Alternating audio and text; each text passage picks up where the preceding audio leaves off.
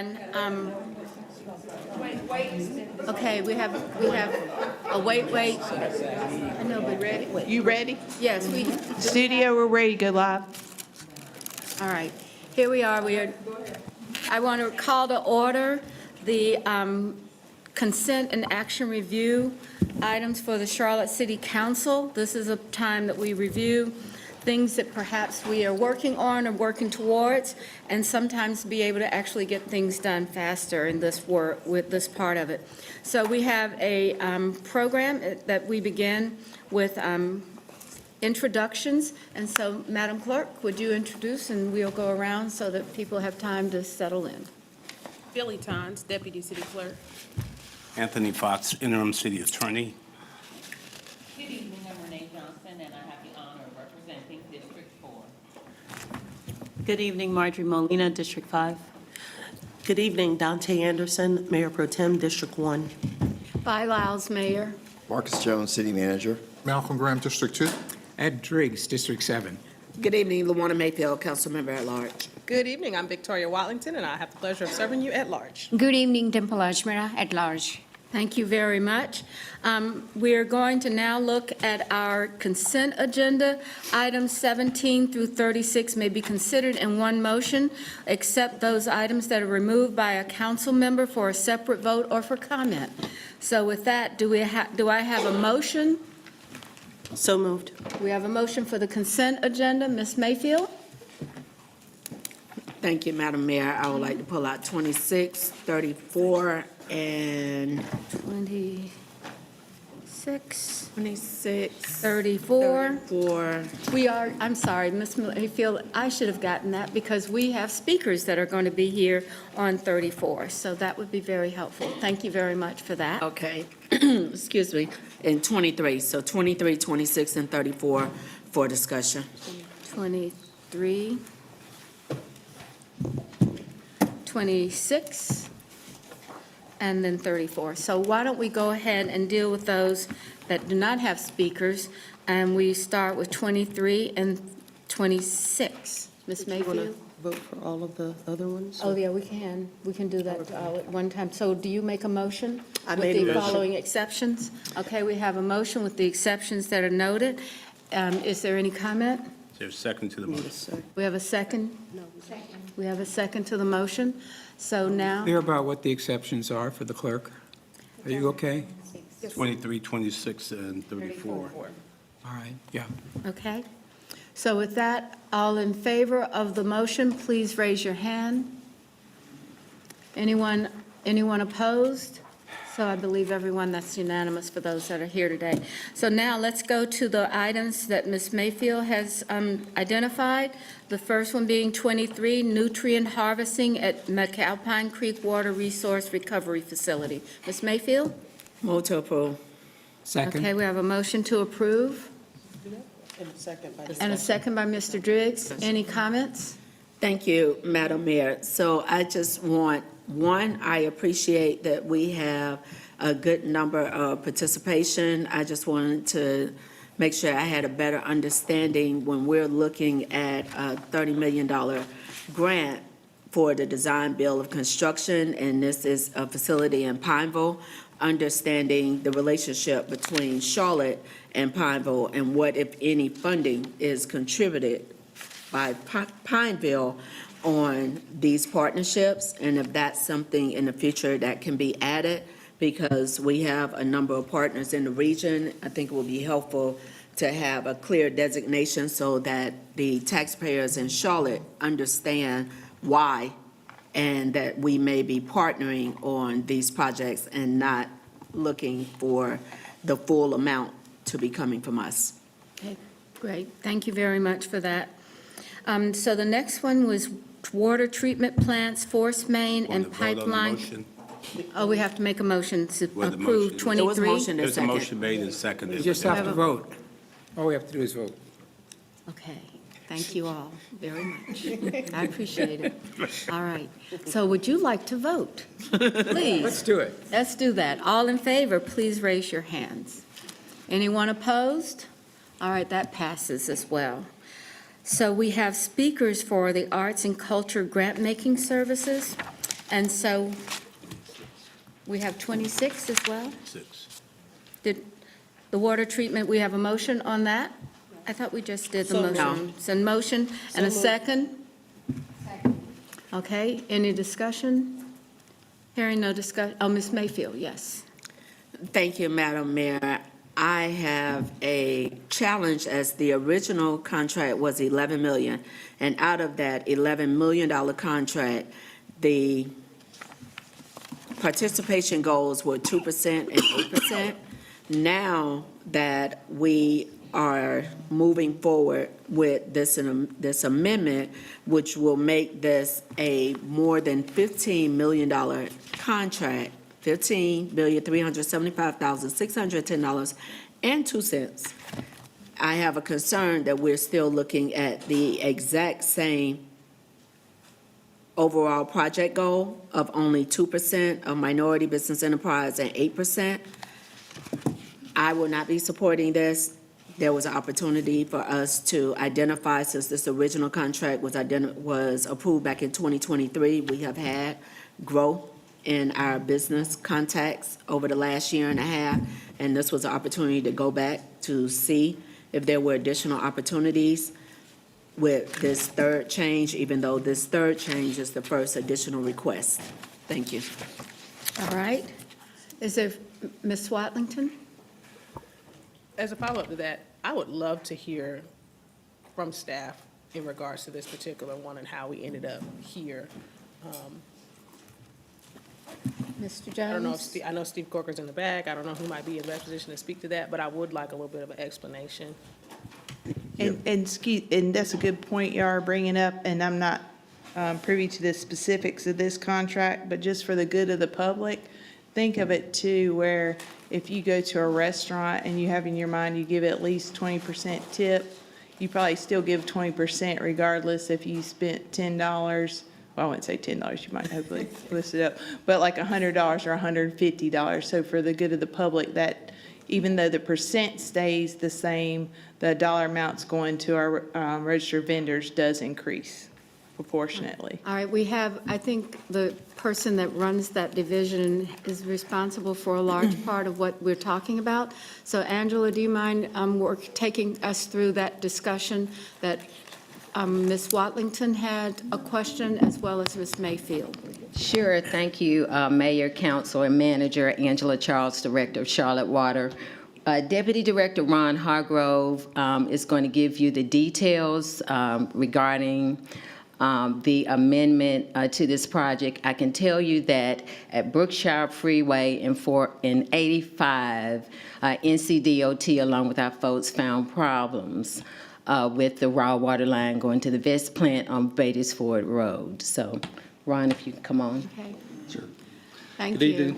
Good evening, Mayor and council members. Ron Hargrove, Charlotte Water. This original contract was to install a pipeline between the Vest plant on Beatties-Ford and our Franklin plant to convey residuals, solids that we take out of the water through the process. When we got to I-85, they actually put a sleeve under 85 to slide the new line in. And during that time, there was leakage coming out of both ends on either side of I-85. And so after exploratory work, we realized one of our raw water pipelines was leaking, and it was leaking under I-85. Shortly after the new year, it got really cold. We had ice coming up through the pavement under 85. We've done a lot of exploratory work and realized there's a void due to that leakage. One of those pipelines is a 1911 cast iron main that has a leak in it. And so we were trying to keep this from being an emergency. We had a contractor on site. We used the sleeve that they put under 85 to slide a new water main in.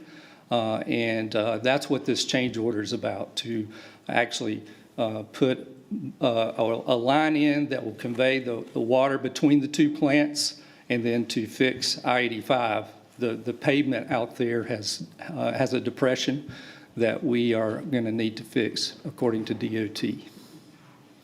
All right, Ms., does that address your question, Ms. I think Ms. Mayfield was May? Ms. Watlington, Ms. Mayfield? Thank you, Madam Mayor.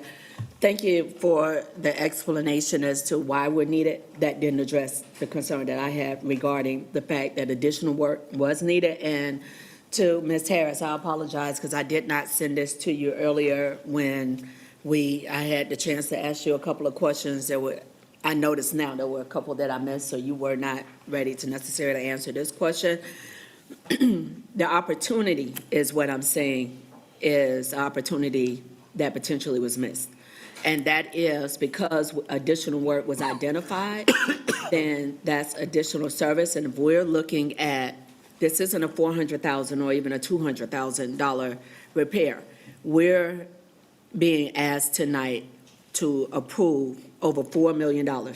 So to say that in that additional $4 million, of which is not necessarily the cost of materials that's going to get us at that point, but the need for the workers and for those small businesses that were identified initially, I'm saying there was potentially an opportunity there to go back and see, because additional work was needed, what else will we possibly need from our partners? And is 2% and 8% still an accurate number? Because those numbers were very low on that. I appreciate you sharing why it needed to be done. I just think there was an opportunity to continue working with CBI and seeing if there was additional, either for them to, the current partners, to receive an increased amount, or if there was a need for an additional partner for them to come in to make sure that while we have the opportunity, we are supporting as many small businesses as we can. Ms. Understood. Thank you. Duly noted. Okay, thank you very much. Thank you, Ms. Mayfield. Ms. Watlington? Yeah, so I see Steve standing here, so I'd love to hear, because my thought then is, unless this is urgent, needs to happen right now, I would like to create some time for that investigation to occur. I'm sorry, I heard the end, but not the beginning. Sure. So I'd love to understand whether or not that investigation was conducted before we got here, because if we have not gone back to take a look at who might be able to participate since the scope was increased, then I'd like us to give some time to do that work. So I want to understand what was has what Councilmember Mayfield suggested been done. I'm sorry, Dr. Watlington, if I may, this was an urgent I don't know if you caught the part where she was talking about it's an urgent emergency repair, so there wasn't an opportunity. But to your point, I think they noted if there is things that are getting added in scope that aren't emergency in nature, they'll look at that in the future. Gotcha. Thank you. Thank you. All right. So do we have a motion for approval on the floor? Do we have a motion and a second? Any further discussion? Hearing none. All in favor of the item, please raise your hands. All of you opposed? All right. Thank you very much for that. All right. So our next item on our consent and action review. Do we have anyone else in opposition besides Ms. Johnson and Ms. Mayfield? I thought I saw them both, but I'm sorry if I did not. Okay. All right, so we are now looking at our speakers list for the business meeting on our arts and cultural grant-making services. So I'm going to go in the order of the speakers. This is Scott Patetti, and if I did not say this correctly, my apologies at the beginning. So would you come to the podium here, if you're here? Oh, that's for our business meeting. Sorry, is this for our? No, it's right. It is the business, the meeting, the arts and culture. All right. Is he here, or Ms. Pacetti, Mr. Pacetti? All right, we'll go to the next speaker, Wendy Hickey. Please join us at the podium for your remarks, and you have 2 minutes.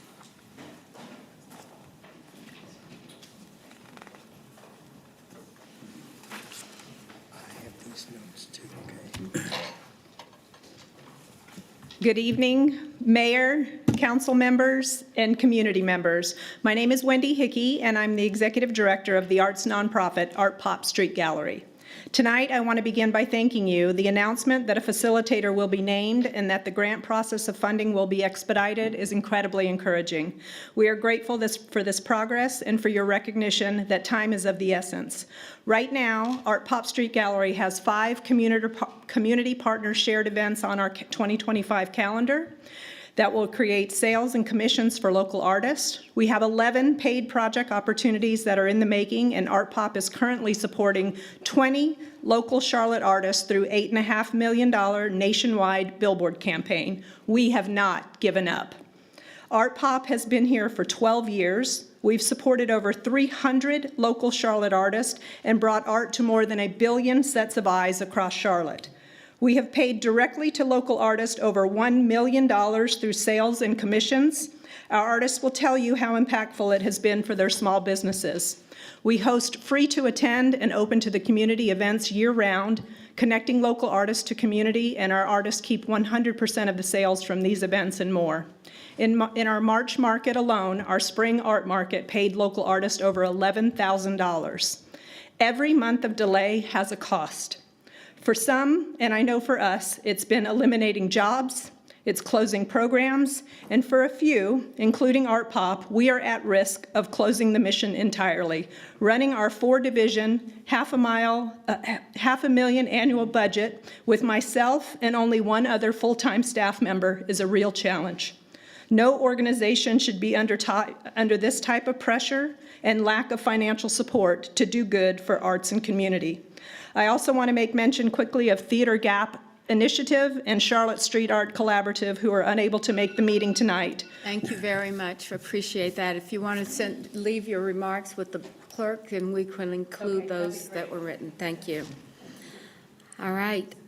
So Robin Stockton.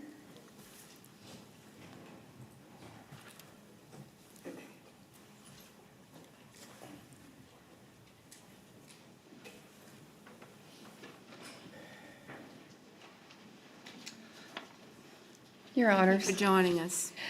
Discomfort and embarrassment are an individual's most powerful barriers to community involvement. This is especially true for the disabled community, but needs and disabilities, seen and unseen, are still a part of all of our lives. Where are the bathrooms? Will I fit in a chair? Will my wheelchair be in the way? How is the parking? Will everyone be watching me? Or what if I have an episode? Is there a safe space for me? All of these questions are important when someone considers leaving the safe comfort of their home to enjoy a show, attend an art class, or share their own artistic gifts. My name is Robin Stockton, founder and executive director of RA Arts for All, which serves the greater Charlotte area with free art classes for senior adults and adults with disabilities, free community theater productions such as Theater on the Beach, our annual Teacher Pen Play Festival. We also advocate for arts access through our Welcome Here initiative. We survey local arts venues and ask the questions that make arts engagements accessible to patrons and artists who have been held back by their disabilities and barriers such as embarrassment and discomfort, or I could call that dignity. At Arts for All, we are very passionate about creating pathways for all people to engage in arts experiences, to see live theater at the booth, to share in stories of local musicians, to swim in the visual buffet of galleries and museums. We were made to convene and share in artistic creation and enjoyment. People need people. People need love, and art is how we share our love. Creative engagements are the frontline warriors against depression, addiction, loneliness, complacency, lack of empathy, and loss of community. Our need for community connectedness and inclusion is clear, and Charlotte stands to be on the front runner of arts access. The goal of Arts for All is a Welcome Here initiative. It is a comprehensive arts and culture guide personally vetted by trained staff and evaluated by end users. Thank you very much. Thank you. Those as well. All right, thank you. Our next speaker is Melody Casson.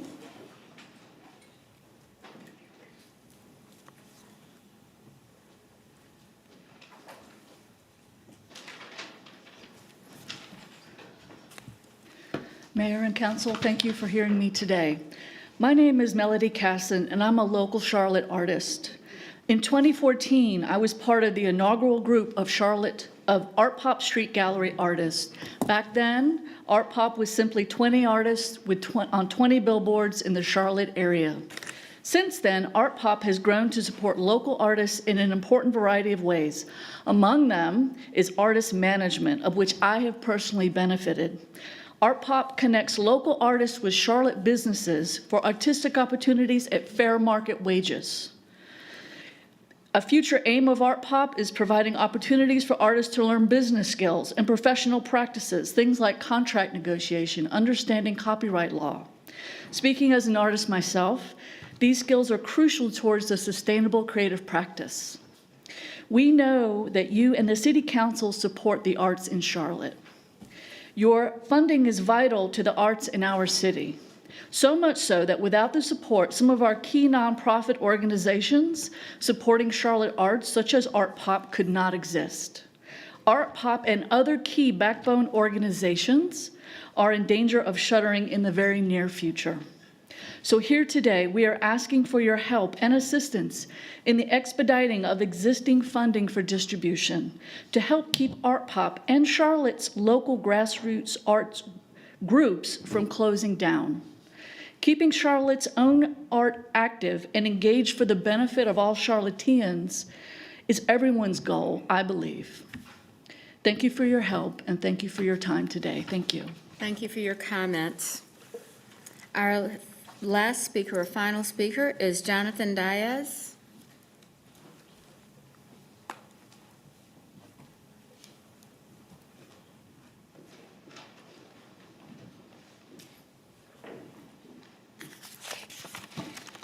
Good evening, Madam Mayor, everyone here.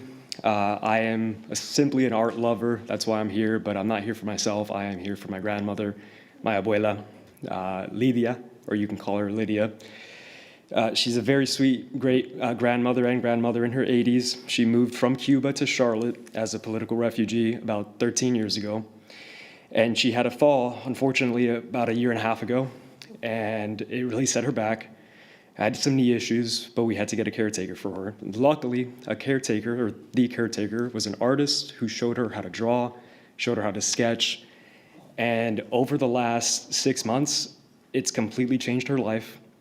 She is a completely brand new person. I have bonded with her in a way I can't describe, and I have seen what art can do to someone.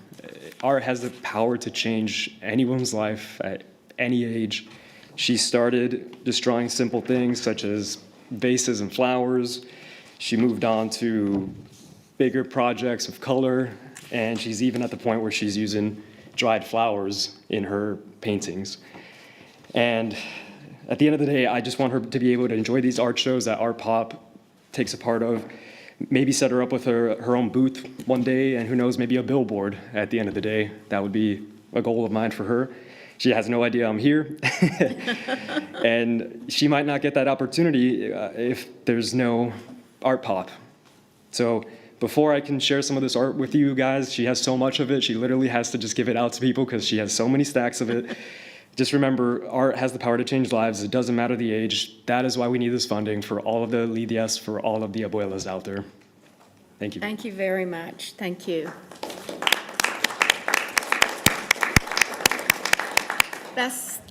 You are our last speaker, and you did pretty well on making that really resonate with us. So thank you very much for that.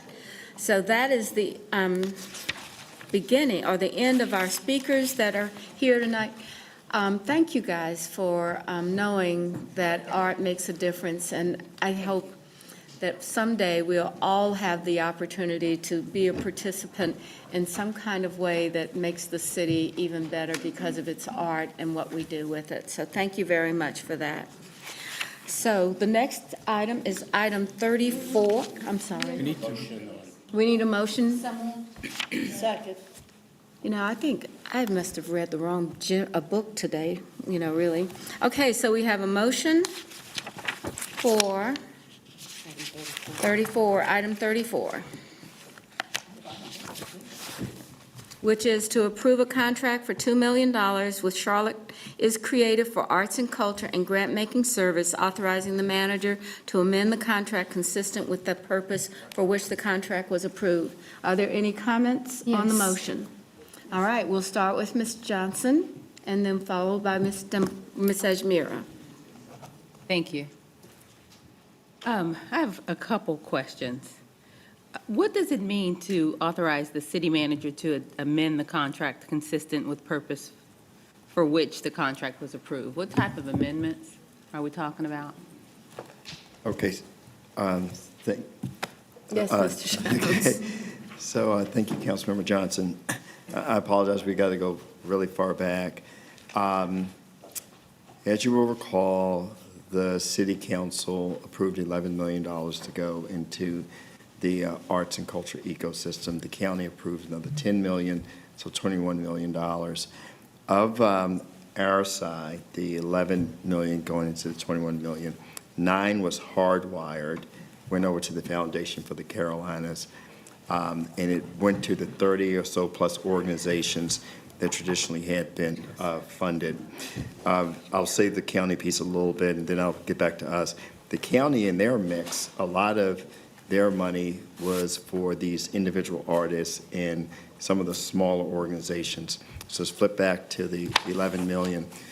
When the council decided to let the remaining $2 million that would go to, let's say, the individual artists and other organizations to go to an RFP process, we had to amend the contract we had with the Foundation for the Carolinas, get our $2 million back. Now we've gone through the RFP process, and Charlotte is Creative has been selected. And so now there's the opportunity to work through Charlotte is Creative to get the $2 million back into the ecosystem. So that's the amendment of the contract. Okay. I also should thank the artists for speaking up today. Thank you for coming, and thank you for the beautiful art from your grandmother to the young man. Thank you. Charlotte is Creative has been selected. If I recall correctly, Charlotte is Creative was identified as the provider, and then council requested that an RFP be issued, right? So the RFP was issued, and then Charlotte is Creative won the RFP? Correct. Okay. So I haven't seen any rubrics or anything like that, and I'm sure that Charlotte is Creative does a great job. This is the multi-year. We funded them before, right? Well, they've been a part of what was the infusion fund, but this would be the first time that we have a contract directly with Charlotte is Creative as opposed to coming through the infusion fund. Okay. And then I brought up, so art is very important. I don't know if you all know, I sent you text that Charlotte Boom was in District 4 this past weekend. It was wonderful. It was exciting. So art is wonderful. The Charlotte Shout, and we just do a phenomenal job of supporting art in our city. But we could also argue that art is also a tourist attraction in our city. And so I've asked the question about money from the tourism fund to support the arts. I think there was going to be some research on that. I know I brought that up a while ago. Can you give me an update on that? Yeah, so we, Councilmember Johnson, we did research. It was sent to the Jobs and Economic Development Committee, and I think it was unanimous that the funds not come from the tourism pot. From the committee? From the committee. But not the council? I'm not sure if there was, I think there was actually a vote as we moved forward with this, yes. Okay. Yes. It was tucked inside as a note of another motion. There was never a vote on whether or not the money would come out of there. It was slipped in as a note as part of background information on the vote for the structure. Came before the council.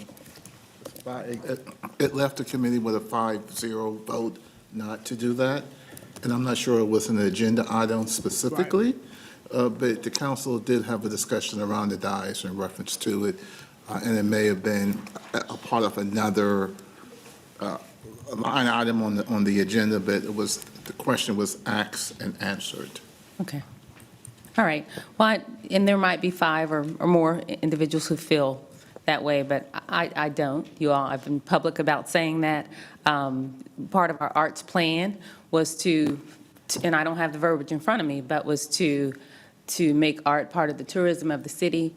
And I just think that it's important that we all contribute, all of the establishment and all of the powers that be contribute for things in our city, and that the taxpayer dollars should be the last resort and not the first.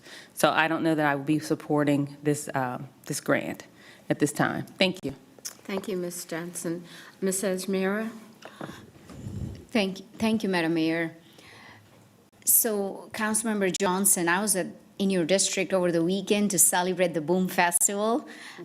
Great job with bringing so many festivals to the boardwalk that didn't happen before. I'm very excited about the Kids Festival that's coming. So I think this is really the question about the $2 million that was already allocated in the budget. This is not so much about the funding source. I understand your concern, though. In last year's budget, we approved $2 million to go out to individual artists and smaller organizations that depend on this funding. I'm worried about if we are going to delay this further, it impacts the very organizations that we heard from. Over past several months, we have heard from various organizations who have relied on this funding in the past that are on the verge of shutting down if this funding doesn't get out. So I think there is a sense of urgency with this funding to get distributed so that artists and smaller organizations can benefit from it. I know that we went through the RFP process, and that's why it delayed this, but I hope that this is a lesson learned for us moving forward, that we just go ahead and do the RFP once the budget is approved, so we don't end up in the delay that we experienced this time, which really put a lot of organizations and individual artists in a very difficult situation. And we heard from various members where arts has a way to transform lives. You know, it's a way to bond through, it's a way where you can bond with your grandmother or great-grandmother. So, you know, I understand there is a debate about the source, but I don't want us to delay this further since the funding was already allocated and approved in the last year's budget. So this furthers our commitment to our arts and cultural organizations, especially individual artists. So I will be supporting this, and I urge my colleagues to do the same. Thank you. Ms. Mayfield? Thank you, Madam Mayor. What we initially, to my understanding, was identified that $2 million were going to be allocated. Although I appreciate the work of Charlotte is Creative, I agree with my colleague that we, council, should have at least had the bid tabulation to know if any other organizations did apply, since we did create an RFP. I also appreciate all the arts that we have in our city. I think I attended several events, including Bikers in Black, the untold story of Bikers Behind Bars, the untold story of Black bikers, and the Harley-Davidson exhibit at the Harvey B. Gantt Center, and definitely appreciated seeing co-founder Tim Miner there at that event. The challenge I have is the fact that we've allocated 14.25% of that $2 million, which reduces that $2 million by $285,000, so leaving $1,715,000 to actually be allocated out. And as was mentioned, we have a number of organizations that had verbal commitments regarding funding and are very close to being in a challenging position if we do not move forward. I do not like the fact that out of the $2 million that we approved for arts, that 14.25% of that is going for overhead for an organization to administer. And if there is a new application process that people are going to have to go through versus here are the organizations that have been identified, let's get them the funding as soon as possible. We also don't know the total request. So out of that 2 million, what do we have out there that was verbally communicated as far as financial commitments? How much of this 1.7 million that's left for allocation is, and the timeline in which it's going to be distributed, so that we ensure that we continue to support the arts? Yes, we did have the conversation regarding arts is an economic driver. We know that people come into our city for Blumenthal, for Charlotte Shout, for Charlotte Boom, for other things. Committee made a decision. I agree that that was a decision, a discussion that could have come to full council, not just out of committee. Because for our committees, we make a proposal and a recommendation to full council for full council to then vote on. Yet, we move, that is done. My challenge right now is the funding, the fee that is being paid. So I think it would be helpful as a follow-up for us to, as sooner rather than later,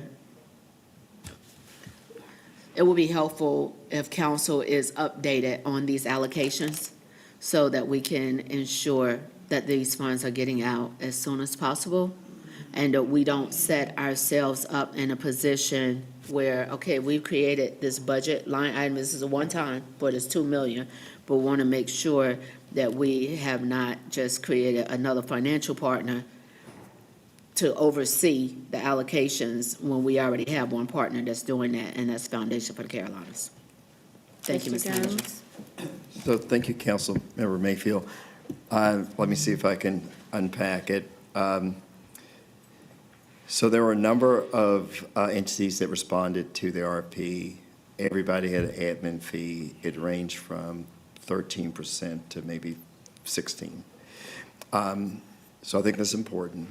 The second thing, and maybe I should start with this is new to us because for decades, the city would just have a campaign, much like the private sector, where dollars would be collected and sent over to the Arts and Science Council to be distributed. And for the most part, there was no council vote on who got what. The last 3 years, fiscal year 22, 23, and 24, we had the infusion fund, where the only difference was $6 million from the private sector, $6 million from the city, goes over to the Foundation for the Carolinas, and there's a bunch of things in terms of having money distributed, not only to those 30-some organizations that we typically do, but there were some great innovative things in terms of, and Julia's in the corner, I think I get this right, on-call, or open calls, and ways to get more money into the community. So if you were to approve this tonight, we are still weeks away from funds getting to the individual artists and the organizations, because first, we have to finish the contract. Let's say if we docketed that and had it done in a couple of weeks. But then there's a process that Charlotte is Creative is going to conduct, that people are going to apply for funds based on certain criteria, and that will be later in the summer. So again, virtually everybody had an admin fee, and then there's a process that would be open to everybody to have a part of the $2 million. Did I get that right, Julia? Okay. All right. Ms. Mayfield, anything else? Okay. Mayor Pro Tem? Thank you. Thank you, Madam Mayor, and thank you for the update on the results of the RFP. I think when we initially spoke to going down a process of an RFP process, I agreed with that. But it's been quite some time since we initially made that vote, and that's just more time that these local artists have been without funding and support. And I'm going to respect the RFP process. I'm glad that we had multiple entries in it, and it just wasn't one or two. And so we have an outcome there, and we need to proceed. But I just want to say, I believe that these artists, of course, they're economic drivers, as some of my colleagues have said. Of course, they drive tourism, but they're also small businesses. you can view these artists as small businesses. They create art and they either sell it or they perform it for a fee or display it for a fee. So this is a small business opportunity for us that's multi-pronged in terms of the impact to the community, enrichment, the economy, and driving tourism. But ultimately, I think we have to ensure that we're helping these small business owners in our community continue to thrive and add to the beautiful mosaic that is the Queen City. So we're in a place now where we're about to vote in a few weeks to finalize the budget for this year, and we're still waiting to distribute these funds from last year, largely through a bureaucratic measure, and that's okay, because I agreed with going forward with an RFP. But I will say, I encourage us to vote to move forward with this process tonight, because it's still a long runway before the funds are actually in the hands of the local small business owners who happen to be artists who really need them. Thank you, Madam Mayor. All right, Mr. Driggs? Thank you, Mayor. For one, we had a long conversation about where the funds came from. I think Ms. Watlington had proposed it. We gave it due consideration. We had input from various sources. We had an analysis provided to us. Again, 5 members, only one less than it would take for a council vote, all agreed. And I just hope we're not going to have to do all of that again, is all I can say. I think we're done. I agree with Ms. Mayfield, 14% sounds high to me, but at the same time, I've had a number of contacts from creatives saying, what are you guys doing, right? And a county commissioner, the money has been available since July 1st of last year. I can't imagine us doing anything that delays this any further. I'm certainly going to vote for it. The question, Mr. Manager, for you is, wasn't it the intent that there would be a board established for the new ASC within the foundation? They would create a grant-making body, and that's how it would work. Do we expect that will happen in the coming year? Yes, and I guess at a previous council meeting, you've made appointments to that board. The county has some, the city has some.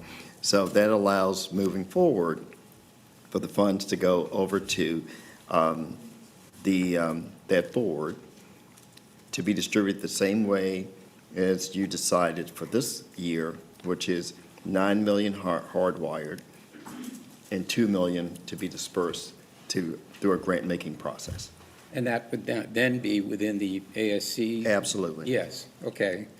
So I think it's right that we look at this critically, but at the same time, I hope we all remember $21 million for the arts. For years, there was a small amount from the county, and we were putting in 3.4 million or whatever. The arts community has come a long way since then, and I think we've addressed a lot of the concerns that were identified in our arts and culture plan. I think we're acting in accordance with that. We've created security, financial security for the legacy venues, and we have capacity to fund grassroots. There's an equity component to our policy. So I'm happy about this. I hope we all are. And I would love to see us move ahead with the $2 million tonight. All right, are there any other comments or questions?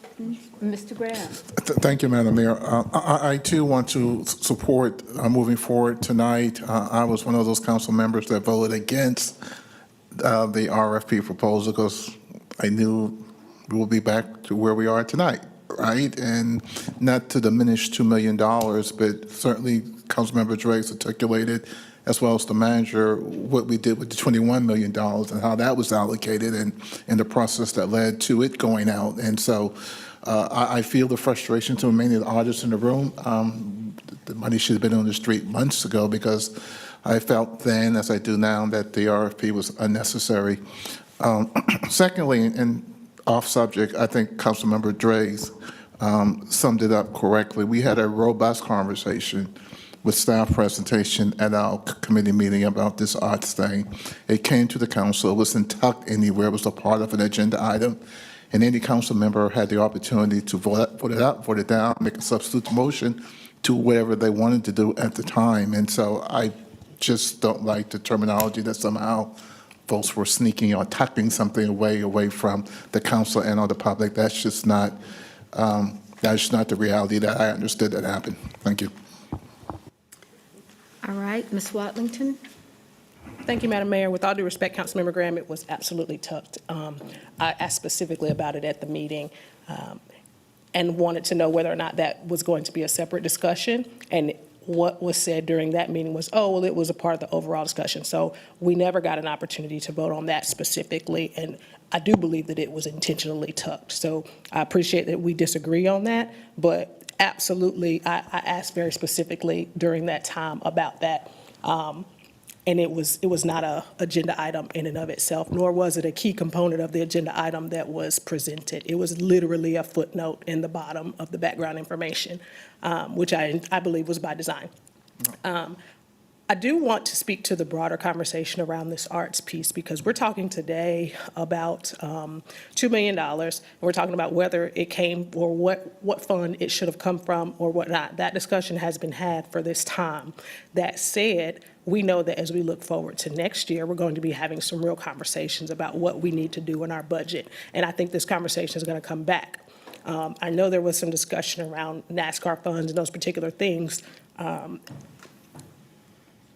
My key takeaway from that was that we really have not solved this problem. And what we see in future years is that we're going to continue to need to address the growing need. And so that's the piece that gives me pause around the broader conversation, is that though we had a discussion and for the time, that we really haven't figured out a sustainable way to continue to serve the arts and also the fundamental services that are going to need to be paid for out of property tax. So I expect that we're going to have some version of this conversation again, especially as we think about raising taxes for next year, which all indications seem to be going in that direction. That said, as it relates to this particular conversation, these funds are already within the budget, but I absolutely agree with Councilmember Johnson as it relates to the future of arts and where it needs to be funded. Yeah, and again, we agree that we disagree. I think our budget's like $4.2 billion, and we're talking about $11 million of a $4.2 billion budget. I think the math makes sense in terms of us and our commitment to funding the arts appropriately.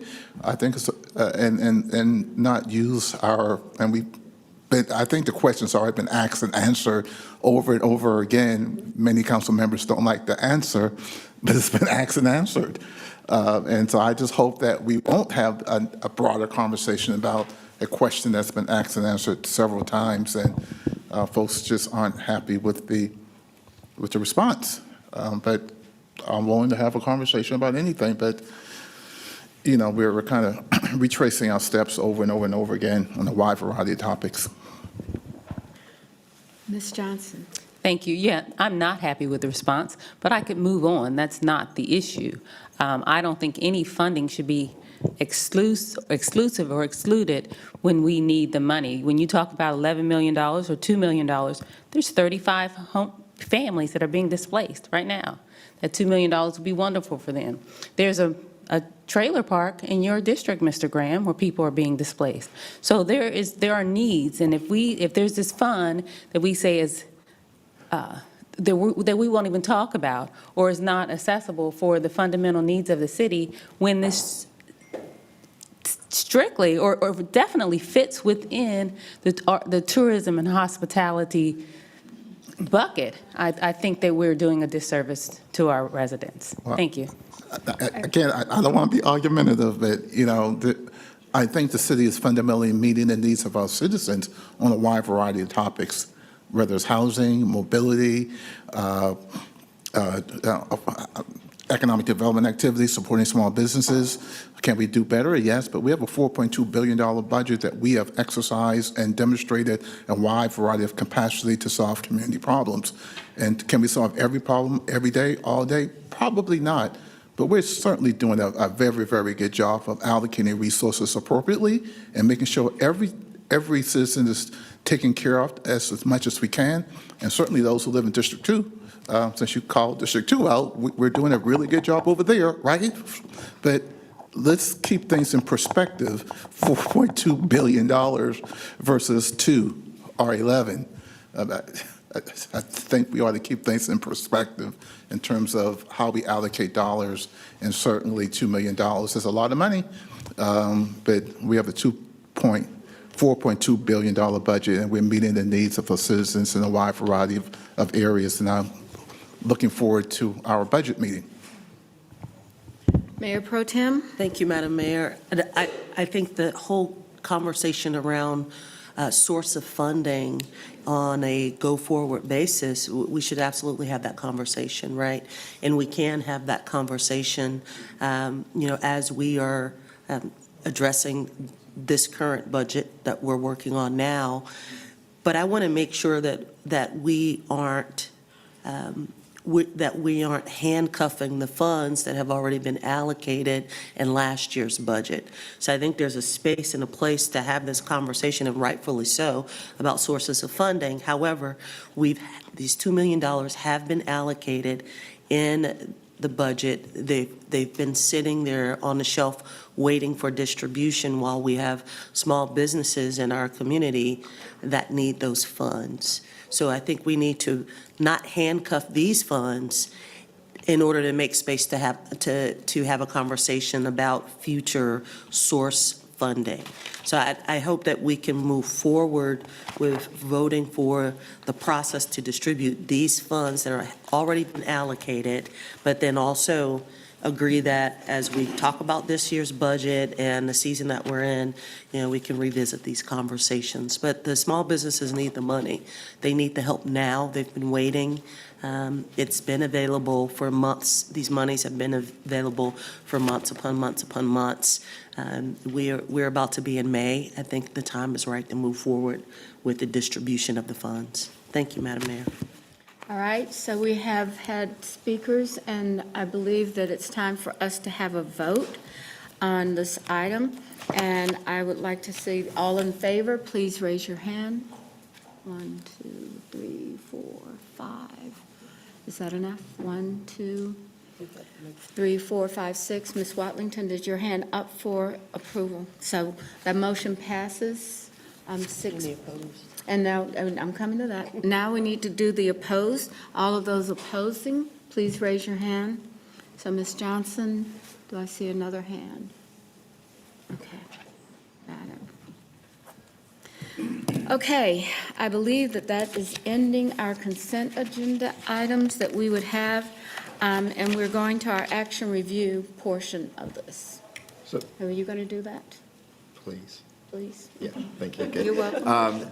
So, Mayor, members of council, it's one of those Mondays where we have the public forum, and people will be starting to get into the chamber at 6.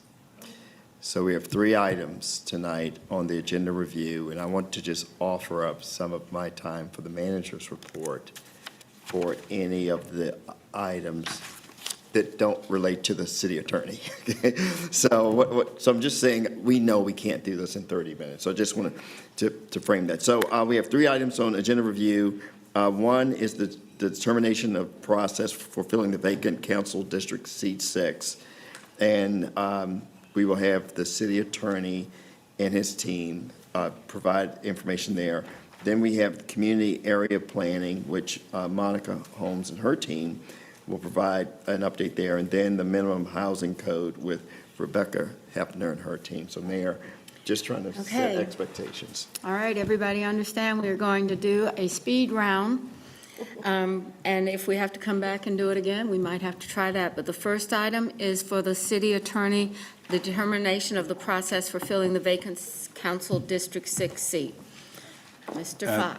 Thank you, Mayor, members of council. Lita James, your deputy city attorney, will walk you I'm sorry, through. Lena, I had your name written up here, but I was just looking through the materials. We'll walk you through a PowerPoint. Just quickly, the PowerPoint will outline the criteria required for a council member to be seated. It will then talk about a process. It will include a couple of proposed deadlines or timetables for you. all are within your bailiwick and your discretion. Lena, I'll turn it over to you. Thank you. Good evening, Mayor, members of council, members of the public. It's a pleasure to be here. I know you have lots of robust conversation ahead of you and a long night, so I'll be quick. We have about 5 slides, and so I'll go through them quickly with you. As you all know, let me click through these slides.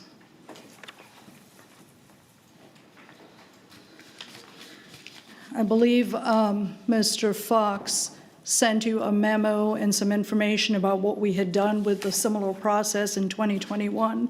This was the same process that we also followed in 2017 when we had a vacancy. So the statute governs and tells you what you have to do as a council member to fill a vacancy. But in terms of how you do that is a process that's up to council. So what I was going to do is just quickly outline the law and then give you some options on the process, and you can decide where to go from there. So we received the notice of Mr. Councilmember Bokhari stepping down on, effective April 20th for District 6, which created that vacancy. The law says specifically that that the vacancy shall be filled by an appointment of council. And in cities like ours, where elections are partisan, the person who fills that unexpired or the duration of that term has to be a member of the same political party as the person who stepped down. The qualifications and the requirements for who gets to fill it are also dictated by state law. So the requirement, again, is that the applicants who apply and ultimately who become qualified and eligible to be appointed would have to be a registered Republican, obviously a registered voter, 21 years of age or older, and be a resident of the district and qualified to vote in city council elections. So would have to be a resident of District 6. So again, that's those 2 slides are the law, very high level, and then I'll get to the process. So one of the things that council chose to do that you all did in 2021, and I believe in 2017 also, when we had a vacancy, was to post and require interested candidates to submit applications. The information that was included in the applications in the past was the information that's listed here in front of you. I won't go through all of it. There were about 8 areas in which you asked for information which comport with what the law requires. And the last item, I'll just draw your attention to the last bullet, which is an optional item. So that's, again, up to council to decide whether you want to seek something like that or not. My recollection from 2021 and 2017 was that that was not required and was not included in the application. So again, that's a council. The other pieces of the application, for those of you who were here in 2021, you may remember in 2017, there were 3 questions on the application form as well, in addition to these 8 items. One of the questions was asking the interested candidates why they're interested, or the applicants why they're interested. The second question was identifying council's key focus areas and asking the applicants why they're interested and what they would do, what their principles are, what they would do in shaping the policy as it relates to those 5 focus areas that you have. And the last question was asking what their experience was that has prepared them for this position. And that experience could be volunteer experience, professional experience, or advocacy experience. So those were the questions that you had. There was an area for the applicants to fill that out. I'm going to move on to 2 options that we're simply suggesting as options for your consideration. The first is what we're calling an Action A, an expedited timeline. The second, I'll call it Action B, and a regular schedule. So the expedited action would require you taking some action today. The regular schedule would be you taking some action at a future date. And so on this particular one, on the first item, I'll say, if council were to take a decision, vote to approve a process today, then I believe as quickly as the end of business tomorrow, applications could be posted on the city's website. The city would work with our communications and marketing office, as well as the city clerk's office, to post and solicit applications for that. I believe the clerk's office probably by the end of the day tomorrow could have it ready, maybe not by tomorrow morning. What we have done in the past was had that application out there for about a week. So if we project out starting from today, applications would close on Tuesday, May the 6th. And the following day, the clerk, I believe by Wednesday the 7th, so by next Wednesday, the clerk should be in a position to pass on applications to council, having determined who's eligible. And what the clerk's office typically does is check the Mecklenburg County Board of Elections to make sure that the applicants who've applied meet those criteria, the qualifications that we discussed earlier. So they can do that verification, pass the applications on to you. And then I will say what I've proposed here for Friday is simply because the last time you did it, it happened to be on a Friday. And again, the process of having a public forum for qualified candidates is completely up to council. Again, no statutory requirement for that to happen. It would be a council decision. It can happen on a Monday, a regularly scheduled meeting date, but if it's happening on any other day, then we'd have to publish a special meeting notice for applicants to come in and speak to council. So if we projected doing that, let's say next Friday, not of this week, but of next week, that's the timeline we're working off, and that's why it's there. But again, it doesn't have to be a Friday. It could be at any time. If it's on a Monday, of course, it would already be a date you're scheduled, and we don't need to call a special meeting. So you could vote on, or I'm sorry, you could make a decision having reviewed the application and heard from the candidates as early as Monday, May the 12th. And then shortly after that, the candidate would be the next day. This is, again, what we've done in the past. The candidate who receives the votes from council could be informally sworn in. That means the mayor and the city clerk are present to swear in the appointed candidate. And then the following Monday at council's next regularly scheduled meeting, the candidate could be there for the next meeting. So in this case, again, I will say, draw your attention to the last column there. 2 different dates. That would be the first meeting where they have a formal swearing in and the member joins you at the dais to participate in your meeting as a member. That meeting on this expedited schedule on May 19th is a zoning meeting. It's also the budget adjustments meeting. In the alternative, if you wanted to adopt a process where the person does it at the next regular business meeting, that would be May the 27th. So again, just that schedule, and I have hard copies of this that I'll pass out in just a moment. I wanted to go through that. And this action B, again, an alternate option for you is what we call a regular schedule. That would require, not require, but that calls for you considering it today, actually taking the vote to adopt a process on May the 12th. And in part, it's May the 12th because your meeting next Monday on the 5th is a budget workshop and probably not the ideal time to do this. So we propose May the 12th as the time to do that. And then the timeline follows from there. The process would be the same: posting of the application, solicitations, verifying with the Board of Elections, et cetera. And then again, the public forum piece of it remains an option, something that council does or doesn't necessarily need to do. And just simply draw your attention to the appointment happening on a Tuesday. So that's that Tuesday after Memorial Day weekend, which would be when your meeting was. The following Wednesday, the appointed candidate could be informally sworn in, and again, join you either on June the 2nd, which is a committee discussions date, and the meeting is in here.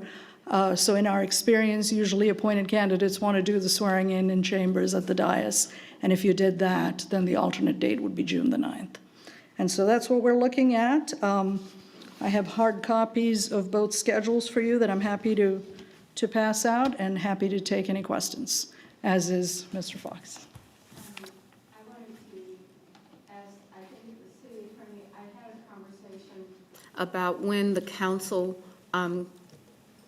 takes its summer break, and Anthony, do you recall what that timeline was? Because I think it might be something, I had a conversation with someone that was interested, and it was interesting because they said, well, we're going to be on vacation this month, or we're going to do this. And so I was a little bit concerned that we be able to tell people when we will have meetings if you're interested in participating in the process. So I don't. It's July through It's August 4th. July, I know, but people don't know that. So I was hoping that we would be able to put that in some place along the application. So, Madam Mayor, your questions? last meeting is June 23rd, and then you would break until August 4th. So no meetings between June 23rd and August 4th.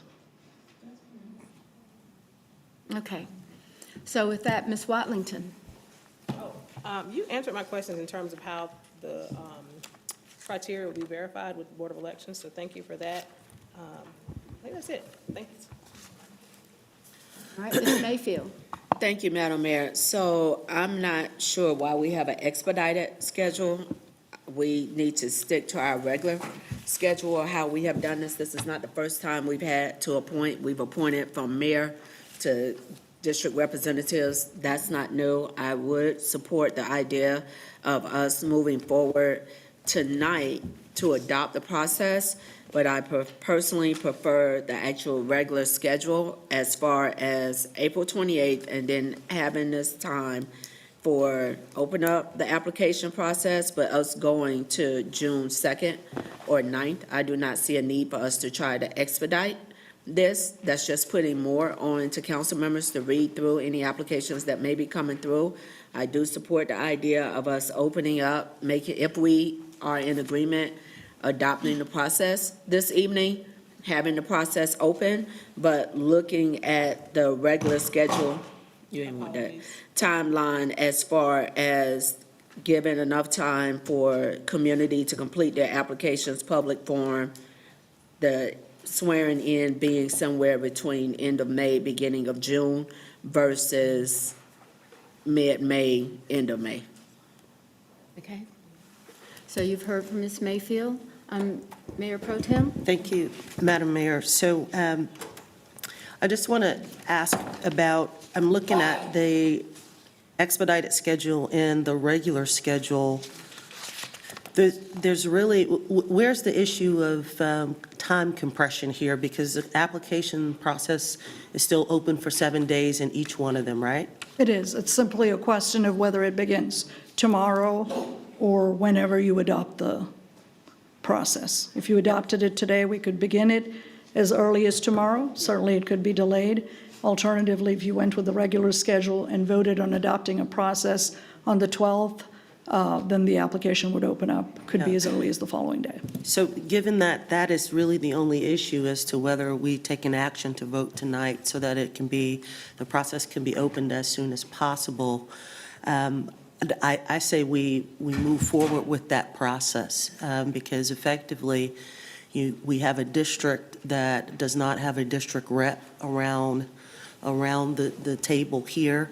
And there's really no time compression in terms of how long the application will be open, how long we'll have to, have to review the applicants and have any conversations that we need to have.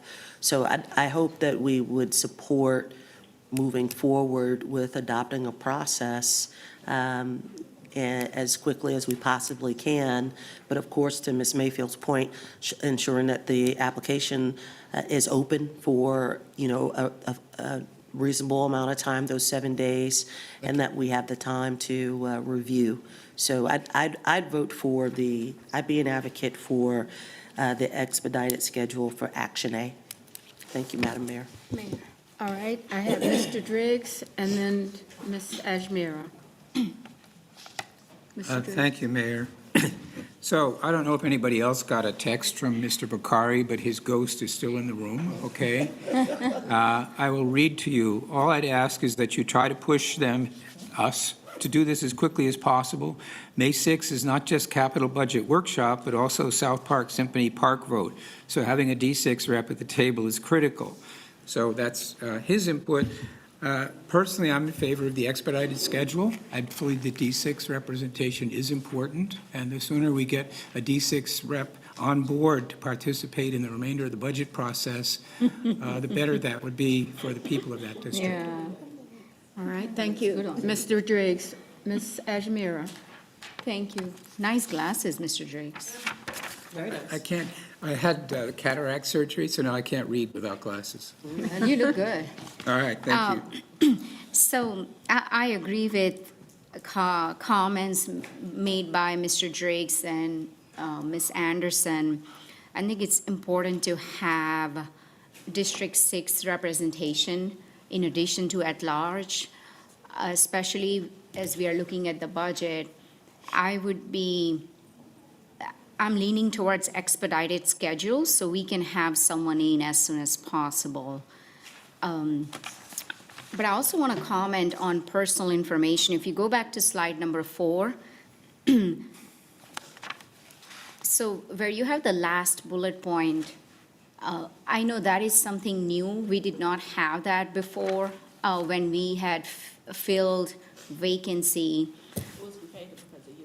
For Councilmember Mitchell. So, excuse me? I said the reason we're looking at putting it in writing is because of the conversation when we appointed you years ago, because when we've had verbal conversations, we were looking at it being optional of whether or not to support it actually being in writing. So I think that's the reason I want to bring this up, because when we ask a candidate whether someone is running or not, it is not certainly something we can state, whether it be at large or something else. Because in this case, there is not really an enforcement. I personally think, regardless of whether we put this or not, it would be an optional for candidate to complete that question. I just don't think it's necessary, but again, it's optional for candidate.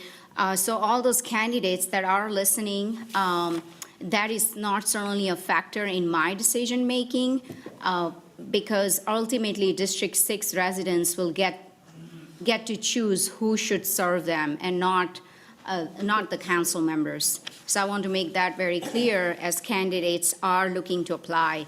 That will not be a factor in my decision. But in terms of the timeline, I agree with some of my colleagues. Expedited schedule is the way to go. That's all I have. Thank you. Ms. Johnson? I'm open either way. I just want to ask if the public forum, if it will be virtual, because I know when Councilmember Mitchell, when we interviewed those applicants, it was over 100 Yes. applicants. So I would just request that it be virtual. I think we can probably do that. I think that I would, if I were a candidate, and is it virtual for the council, or would it be okay for the candidate to come in and say, I'd like to speak to you personally? How do we deal with that? Tell me what you think Well, I would guess work it's best. up for discussion. Mayor Pro Tem, Say the council you meeting probably interviewed, should be so in what- person. what- I'm sorry, I was just going to say, the council meeting probably has to be in person. Yes. It's in person, right? Okay. the public, the vote needs to be in person, but the meeting doesn't have to be in person. I think it would be a regular meeting. It's a call meeting. It would be a meeting that's just added to the schedule. So it would be a meeting. All right. Ms. Johnson, you were referenced. Yeah, I was just going to say, you were a candidate before. I was. So yes, I submitted an application for Mr. Mitchell's vacated seat. And I did present to the council, and I was remote. However, I believe that the council was remote, but I'm not, I can't remember that definitively, but I remember seeing Yes, Mr. Braxton Winston's face up on the WebEx screen. So that's why I thought that the council members were remote. We were. But that was my experience. It was also during the pandemic, so that was fair. COVID. But I was just thinking, That's probably. do you think it matters? I mean, I'm open either way. I was asking if it could be virtual. All right. Thank you. Ms. Molina? Thank you so much, Madam Mayor. And I want to, I've actually also gone through that process. I was one of the candidates for consideration in 2017, and I remember I was kind of a late entry because I was doing the work of the 2016 presidential campaign. I had an office. I worked for the North Carolina Democratic Party. And when I came into, because what I find with this process is, in some cases, it's people that the council has never worked with. So the people who are interested in those positions, they meet the existing council members. I remember I went way across town to a CPCC, an event with Ms. Mayfield. I spent 3 hours with Ed Driggs. It's one of the reasons why we have the relationship we have now, and that was many, many years ago. And so those people who are interested, because this isn't, the appointment in my mind is not the vote of the people. It is the will of the council. It's about a person who can come into our vacancy until the void is filled, and then we allow the people to decide through a democratic process who they would like to have represent them. And so we have to be careful, because I was fully on board with not doing this gig again, right? I was asked by the sitting representative to consider it, is the only reason why I did it at that time. But I definitely, you know, it's just, that question right there is important, and we can't hold anybody to it because it's not legal either, right? So even if someone checked that box and say, you know, we all know that if they say they're not going to do it, they still can. If they say they are going to do it, they could decide not, and we all know that. But the challenge is that they earn the trust of people without having earned it through the vote of the people, right? By having the opportunity to work with them up front and then using the weight of incumbency to run. So it is us somewhat having to make a really good choice up front, because we're putting someone in front of District 6 that District 6 for the next few months is going to get to know, who's going to be at their meetings, who's going to engage with the residents in a way that someone who is seeking that office can't do until they make it through a primary election to get to a general election, right? And so we're going into budget season. I remember for the 2021 election, that weighed heavily because, you know, you wanted someone who could go into budget season and adjust to some of the really, really heavy decisions we have to make at that time. And so, I mean, you know, although we can enforce it, I think it's important to note, especially for the community members, that, you know, the council will need to be intentional about whatever decision we make, because, again, that is an opportunity for someone through our appointment to earn trust from the community members in District 6. I mean, we have a recommendation, and I'm sure we're going to talk about what that recommendation looks like, but that's all I have, Madam Mayor. Thank you. Thank you. All right, Mr. Graham has not spoken, then we'll follow up with Mr. Driggs. Yeah, I'll be very quickly. I think we should, I think either or, the expedited schedule makes sense. We can get started tomorrow and get someone seated as soon as possible. But I do believe that the last question is important. Hopefully that we will select a caretaker that will not run and make that pledge not to run. And if that person breaks their word, it speaks to character, right? And that's an important ingredient the voters can take into consideration at the ballot box, right? So I would hope that we would, you know, expedite the schedule, select a caretaker for a short period of time, and have the voters make the decision about who's going to represent that particular district for the long term. Thank you. All right, Mr. Driggs. I'll just mention, I go all the way back to 2014, and as do you. And at that time, Dan Clodfelter was a candidate. He had different conversations with people about whether he intended to run or not. At the end of the day, there was a lack of clarity about what had been agreed.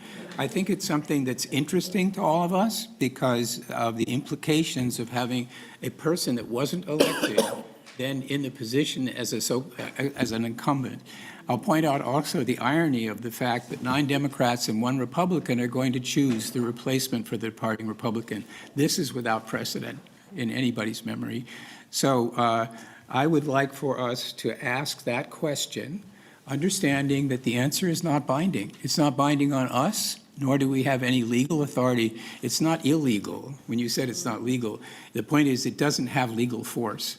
But I would still like to know, and I would like to be able to consider that when I make my choice, because I do think, particularly in District 6, having somebody chosen by this group with an advantage in fairness, I think we really ought to just be aware and make our decision knowing about that. So I would like to make a motion, just so we can move the process along, that we proceed on the expedited schedule and that we include the last bullet. Second. We have a motion and a second on the item to approve the application, as you can see on the board today. Ms. Madam Mayor, Watlington? Just for a point of clarity, the application will, though, also include the 3 questions that have been traditionally asked by the council. Yeah.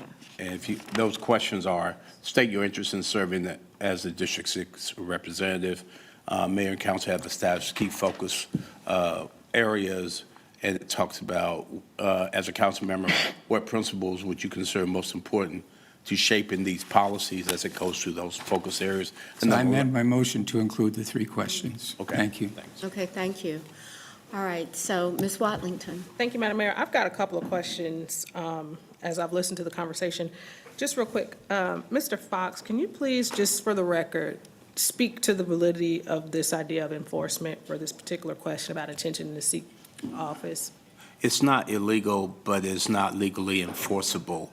It is just a statement, and the purpose of the application for you guys is to inform you, to help you make the best decision that you want to with regards to who is your colleague. And your vote on that will indicate whether or not you believe it's more valuable, probative, or not.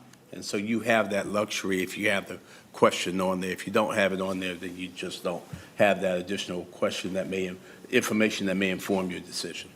Thank you. And then my second question, I seem to remember there were questions related to your previous experience or related experience. I just want to confirm that that's on the application, that we'll have a view of what kinds of skills and experience that the people Yeah, bring. the third one was describe your previous experience, volunteer, professional, or advocacy that has prepared you for a city council appointment. Thank you for that. And then the other thing I'll say, I'm still not quite sure what the rationale is behind the expedited schedule.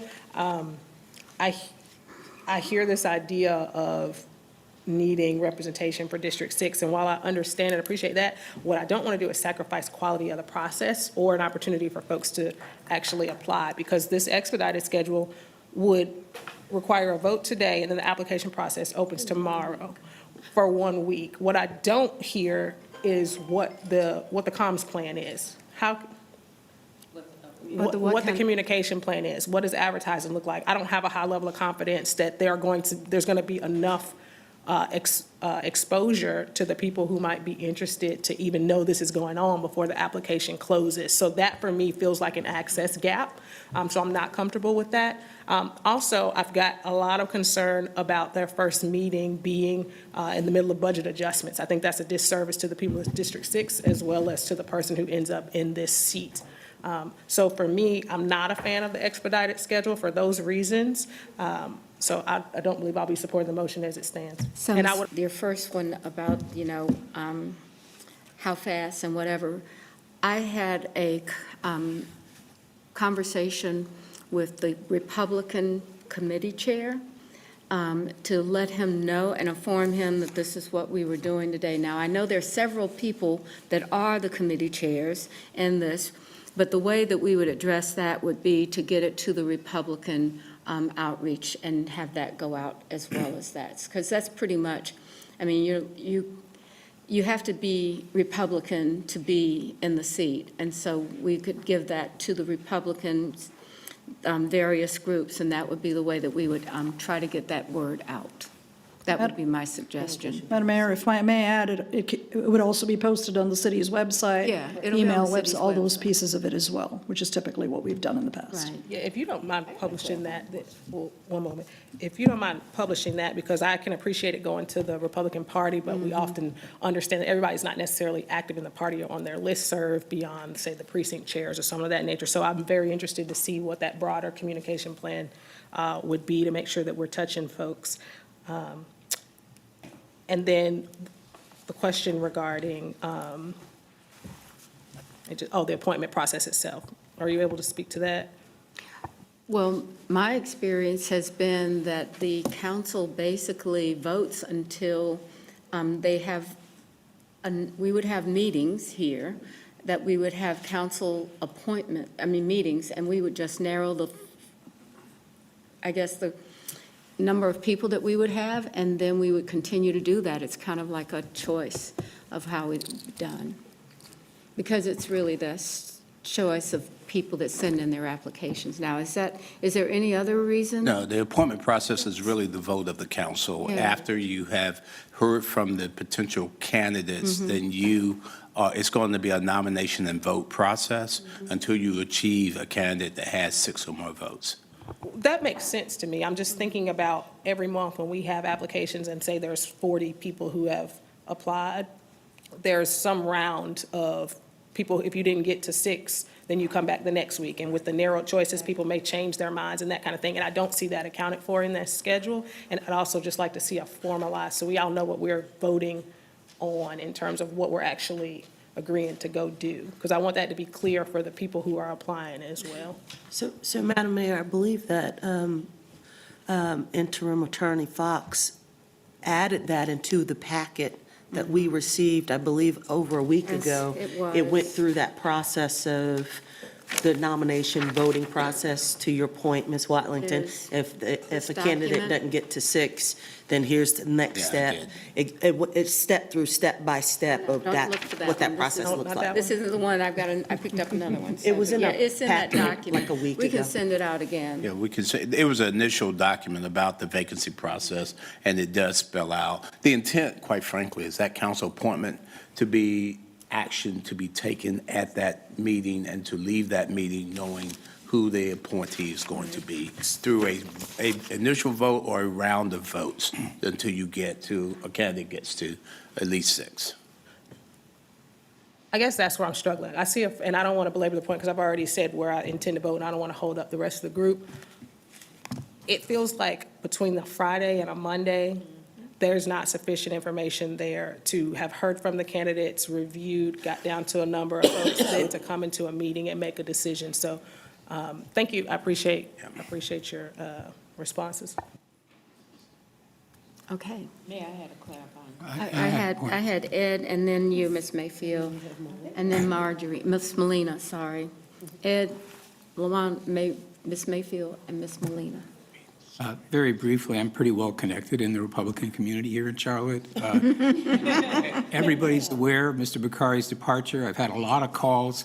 We're not going to start cold with this process. I mean, most of the people that we're likely to consider seriously are alert, and a number of them have indicated an interest in me in applying. As soon as we get the word out that it's time, we'll start to hear from them. Thank you. That's one of the reasons I put on the vacation schedule, as well as, like, if you want to run for office, I mean, filing starts so quickly now, there's a lot of information out there for people that are interested in this. Okay, Ms. Mayfield. Thank you, Madam Mayor. So this isn't new. So I'm not understanding why, outside of the language, I have helped to appoint 2 different mayors, 2 different council members, 1 for district seats. We have done this. I think we're trying to clarify. The challenge I have is the fact there's even expedited that was even mentioned. 1 week is not enough time for us to be able to truly give respect to the process. I also have a challenge of having someone come in during our budget cycle versus, and them being plopped in the middle of that chaos. yes, we had 2 members on this council representing the Republican Party. There's no reason to expedite. We didn't expedite when our mayor was appointed to Secretary of Transportation. We didn't expedite it when we had to replace that mayor. We didn't expedite it any other time. So the fact that we're creating something new for this conversation is concerning because it is process. Let's just stick with the process. The process has never been up to this point of having a week to try to engage the community, read the applications, have conversations for those that want to reach out to council members, and to make a decision for someone who's going to be filling out the next few months. That's where I feel a challenge in this. It's like we're trying to create something new. And also, I respect the fact that our former colleague has a recommendation. That's not his job. Our job is to receive the applications from the community, from the residents who live in the district, who are part of the party that is being represented, and for us to make the best decision that we can. Because even when we had 100 applications during the previous time, the council turned around and brought back an elected official who had already served multiple times and who was gone.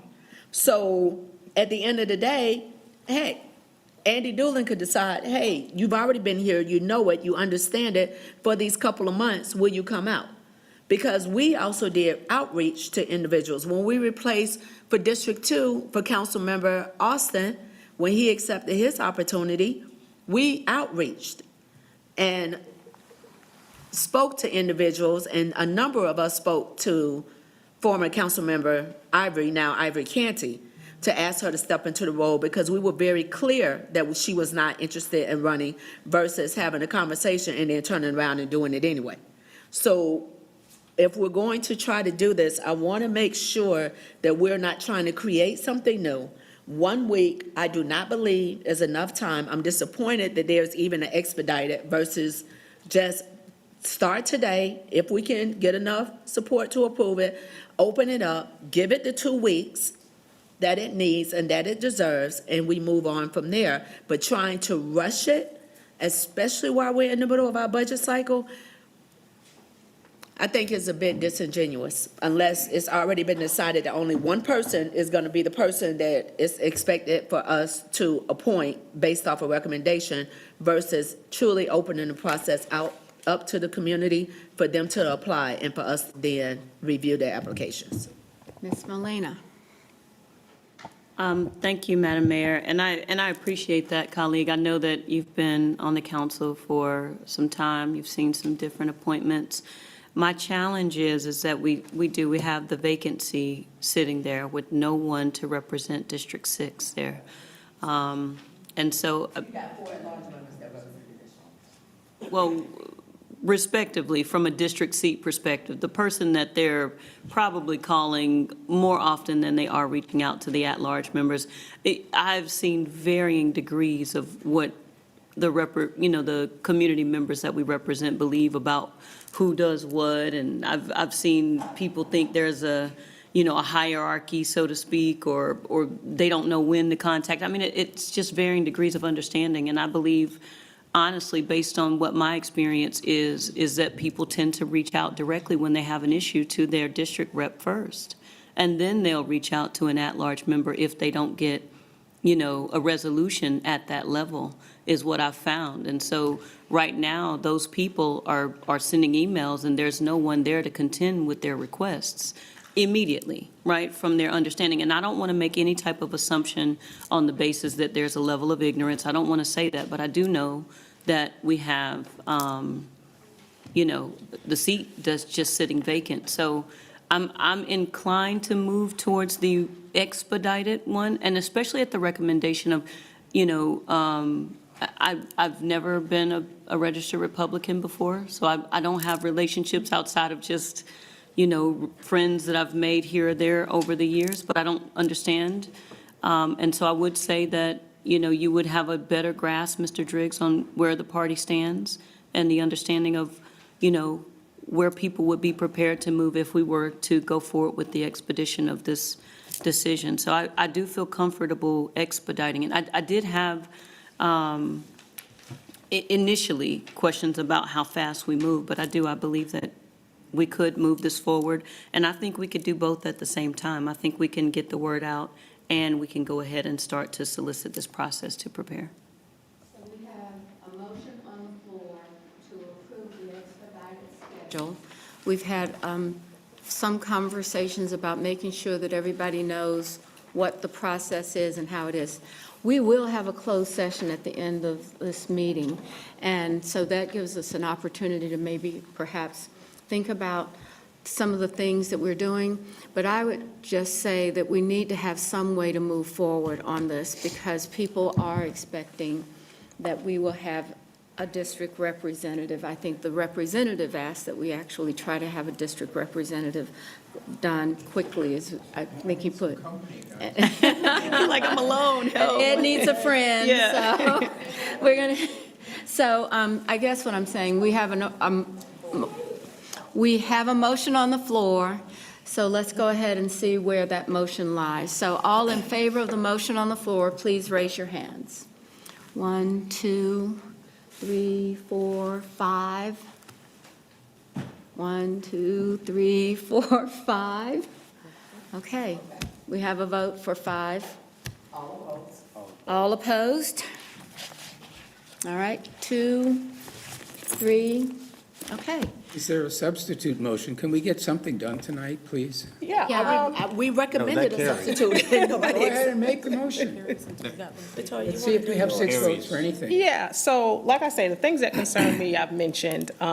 I think Councilmember Mayfield was fine to approve a process tonight, but not for the full expedited schedule.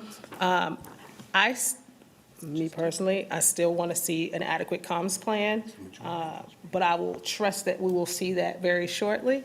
I'd like to see a little bit, comms plan, I'd like to see us make an adjustment to at least give time for those announcements to go out, to give you time to speak to the Republican Party chair. So I'd love to see a shift in the application process opening perhaps on Wednesday. And then as it relates to the final swearing-in date, I would be more supportive of this June 2nd or June 9th, because I think that helps to clean up some of the. I need to interject. We can adjust that too. You have a limited council tonight. Yes. You have only 8 members, and 5 is a majority.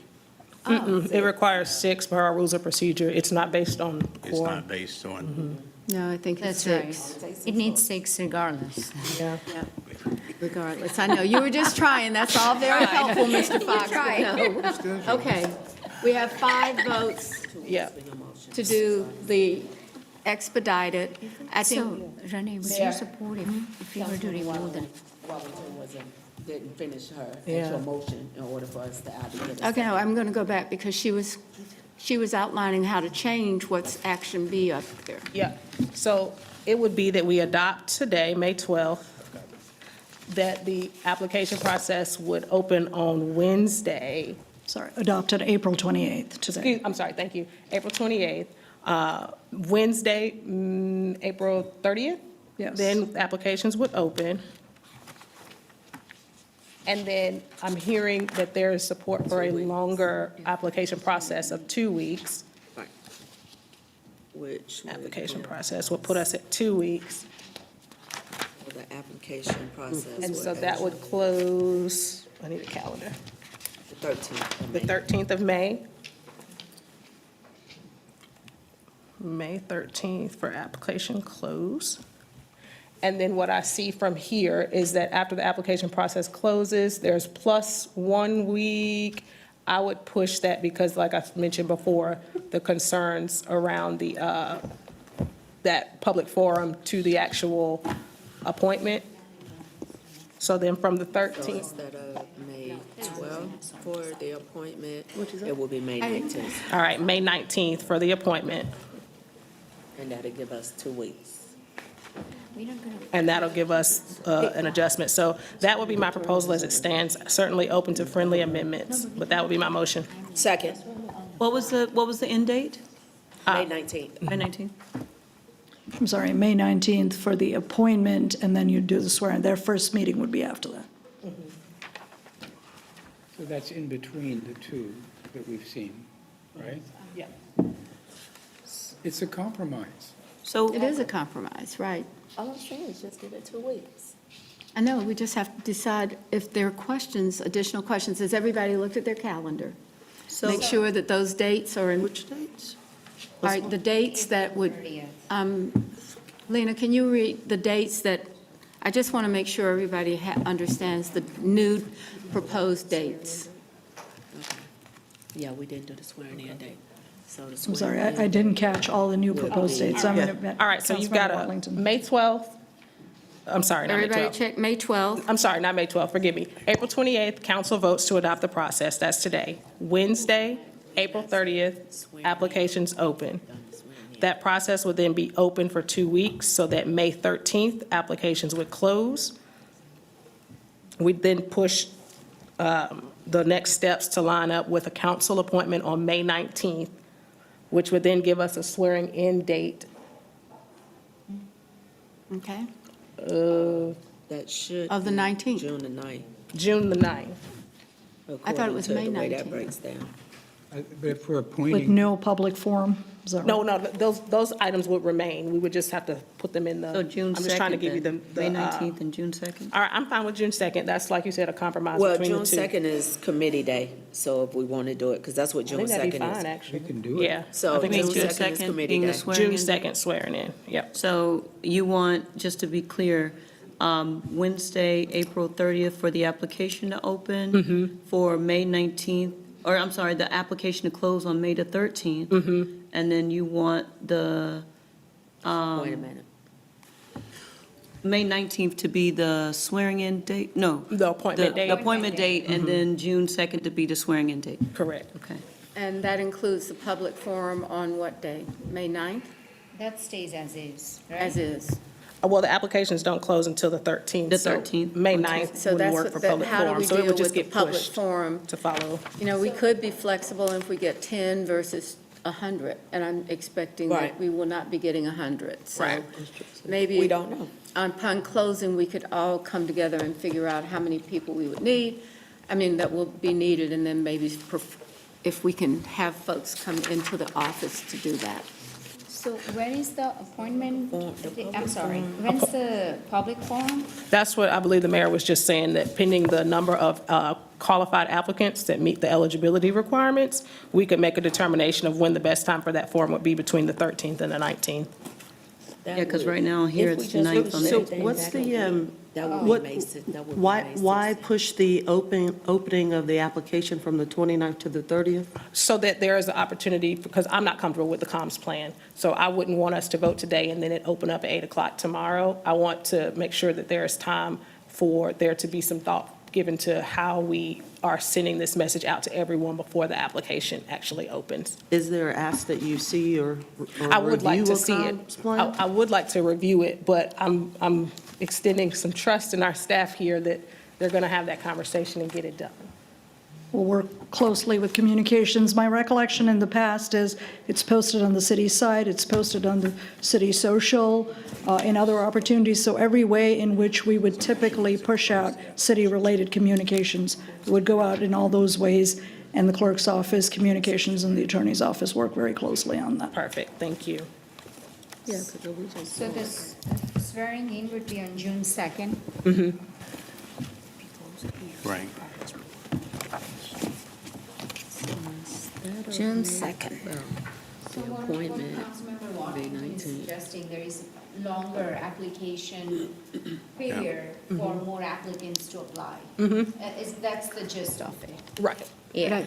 But I Not so also much for think that more if it gets apply, to a but just point. To make sure people are But people have aware. opportunity to Exactly, apply. exactly. Like there is enough time for people to apply, okay. Exactly. But I would say that if after everything is done and the deadline is, we could probably revisit and see how many people we would have, because I just don't believe that it's going to be 50 to 100 people. That's just 2 because of weeks. the. What I'm hearing, That's also for us. if I can try this on for you, what I'm hearing is you would start with Plan A with the application process opening on the 29th, and then you would close. 30th. April 30th. 30th. On the or 30th. And then you would close it and pick up on Plan B with the closure of the application, and then run the rest of Plan B out.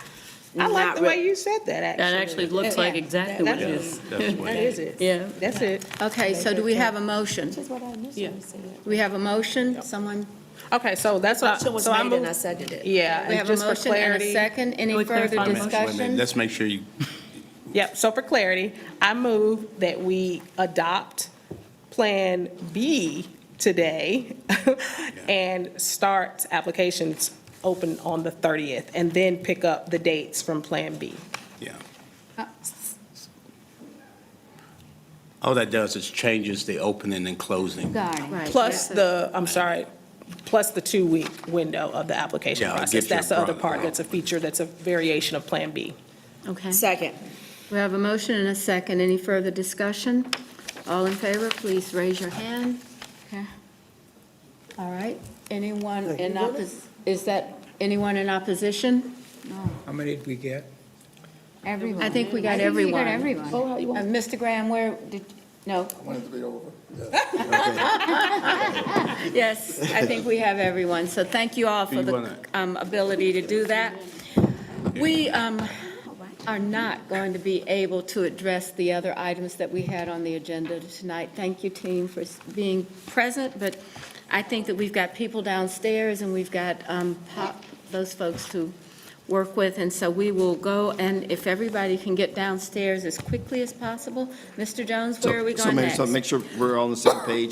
We are not going to do the minimum housing code. I've talked to the chair of the committee as well as ACM Heath, and I could use my manager's time for to keep us on schedule with the community area planning process. Oh, so that's when we're going to do community area Yeah. plan in the mayor's, okay, got Okay, it. awesome, all right. All right, so we're not doing housing at the end. Correct. But we do have a closed session.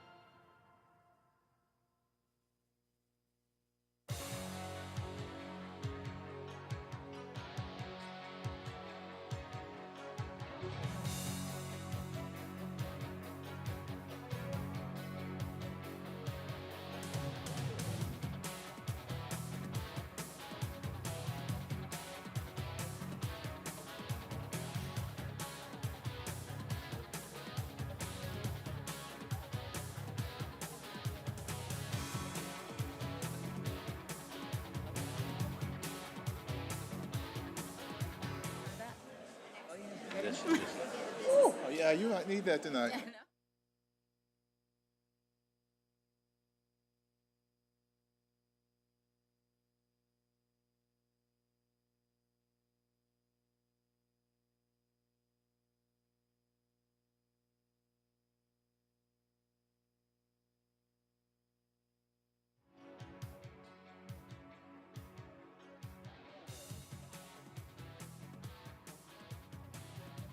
I think it's maybe afternoon right now. It might be good evening to everyone. So I want to call the Charlotte City Council business meeting to introductions, and we're going to go ahead and call ourselves to order. Thank you very much for being present and allowing us to take the time that we had for the other deliberations that we had earlier this afternoon. So we will begin with our introduction, starting with our city clerk. Good evening, Stephanie Kelly, City Clerk. Anthony Potts, interim city attorney. Good evening, Marjorie Molina, District 5. Good evening, I'm Renee Johnson, and I'm honored to represent District 4. Marcus Jones, city manager. By Lyles, Mayor. Good evening, Dante Anderson, Mayor Pro Tem, District 1. Malcolm Graham, District 2. Ed Driggs, District 7. Good evening, Luana Mayfield, Councilmember at Large. Good evening, Dimple Ashmira, at large. We begin our meeting with an invocation that we decide if you would like to participate, please do. And this afternoon, we understand that Mayor Pro Tem Anderson will give our invocation. Thank you, Madam Mayor. Tomorrow, April 29th, will mark the first grim anniversary of the Shannon Park shooting that occurred last year, in which 4 officers were slain in the line of duty. And we will forever remember those 4 officers. It was CMPD officer Joshua Iyer, Deputy U.S. Marshal Tommy Weeks, and North Carolina Corrections officers Sam Polucci and Alden Elliott. So this evening for our invocation is with heavy hearts that we pray for those who have raised their hands to run towards danger when many of us run in the opposite direction, seeking safety. And I pray for those who have the courage and the resilience and the bravery to say yes to protecting our community, to protecting our families, and ultimately, in certain cases, like these 4 officers, giving the ultimate sacrifice. I just want to say thank you, and I want to say that we all pray and hold them right in the heart of each and every one of our bosoms in gratitude. Thank you, Madam Mayor. Thank you very much for that remembrance. We were very fortunate to have a ceremony with Mayor Pro Tem and I when we had the towers and the climbing activity on Sunday. Yes. And it was truly something that we should all be proud of, the way that we are supportive of our law enforcement officers, and especially those who have to deal with the loss of their lives, all of the families, the wives, the children. So we're grateful for that commemoration. Thank you very much, Mayor Pro Tem. All right, so we also have a few things that we do, and first is our Pledge of Allegiance to the flag. I pledge allegiance to the flag of the United States of America and to the republic for which it stands, one nation, under God, indivisible, with liberty and justice for all. All right, we have several recognitions that we want to do today because these things are important, that we celebrate those things that happen in our city. And I am first going to recognize Councilwoman Victoria Watlington. Thank you, Madam Mayor. Whereas the U.S. Department of Labor has declared April 30th, 2025 National Apprenticeship Day to celebrate the successes of registered apprenticeship programs and raise awareness of their importance. And whereas this day will highlight the crucial role of registered apprenticeships in creating opportunities for apprentices to earn while they learn, paving the way to quality jobs and well-paying careers within the city of Charlotte and across the nation. And whereas the City of Charlotte recognizes the opportunity through registered apprenticeships to cultivate and maintain an inclusive and highly skilled workforce capable of meeting the demands of the city's diverse departments that serve our community and strengthen our local economy. And whereas registered apprenticeship programs empower employers to develop and train their future workforce while offering career seekers pathways to rewarding jobs and careers, the City of Charlotte acknowledges the role of registered apprenticeship programs in expanding workforce opportunities and our nation's economic strength in fostering innovation and competitiveness in key industry occupations. And whereas the City of Charlotte recognizes registered apprenticeship as a proven industry-driven training model and a key strategy for improving job quality and creating access to good-paying, family-sustaining jobs for all, while addressing pressing workforce challenges such as rebuilding infrastructure, training and skill development, sustainability, knowledge transfer, and workforce readiness. I, Alexander Lyles, Mayor of Charlotte, does hereby proclaim April 30th, 2025 as Registered Apprenticeship Day. Thank you very much.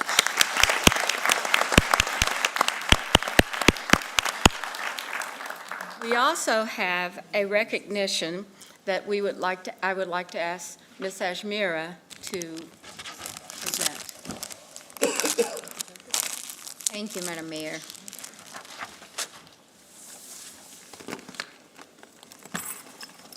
This proclamation is for our provider appreciation.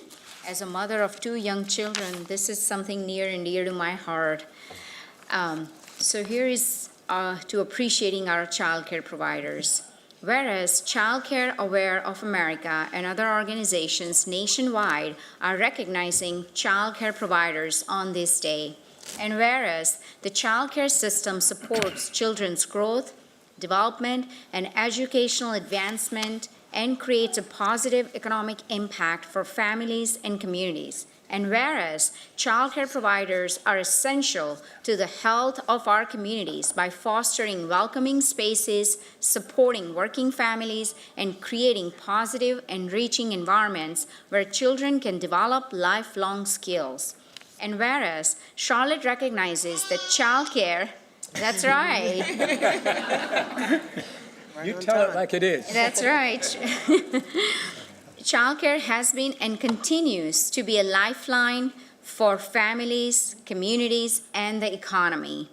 And whereas support for affordable, accessible, high-quality childcare represents a worthy commitment to help families work, support children's healthy development and learning, and keep our economy growing. Now, therefore, I, Alexander Lyles, Mayor of Charlotte, do hereby proclaim May 9, 2025 as Provider Appreciation Day. Thank you.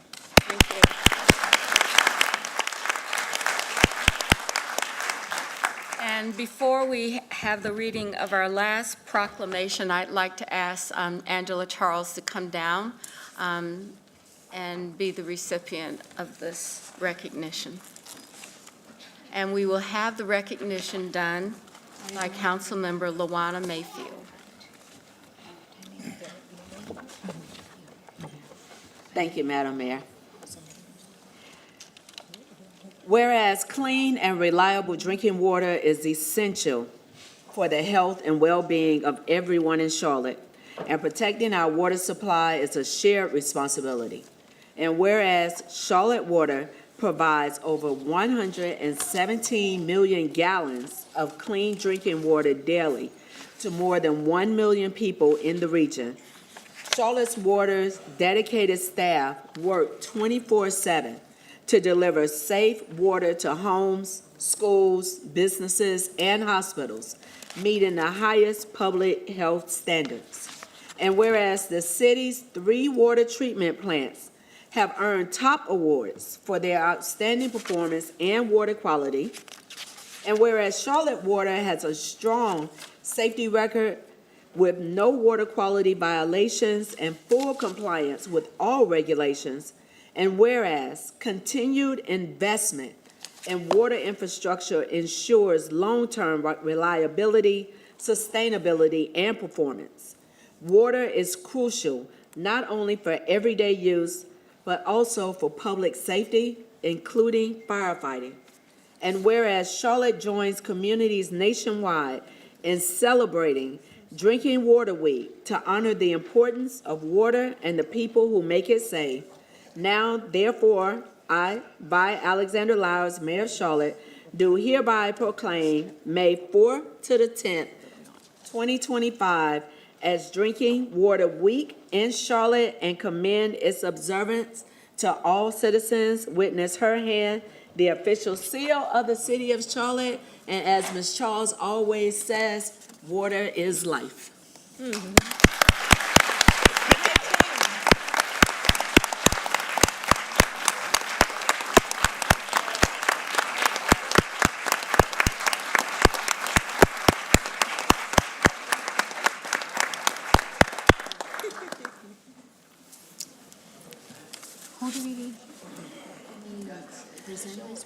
Thank you to the entire team. Sometimes we fail to recognize how important it is to have a great team that works in this organization. And this great team, you deserve every bit of your stand-up of applause, and we are so grateful for what you do. Thank you very much. Thank you.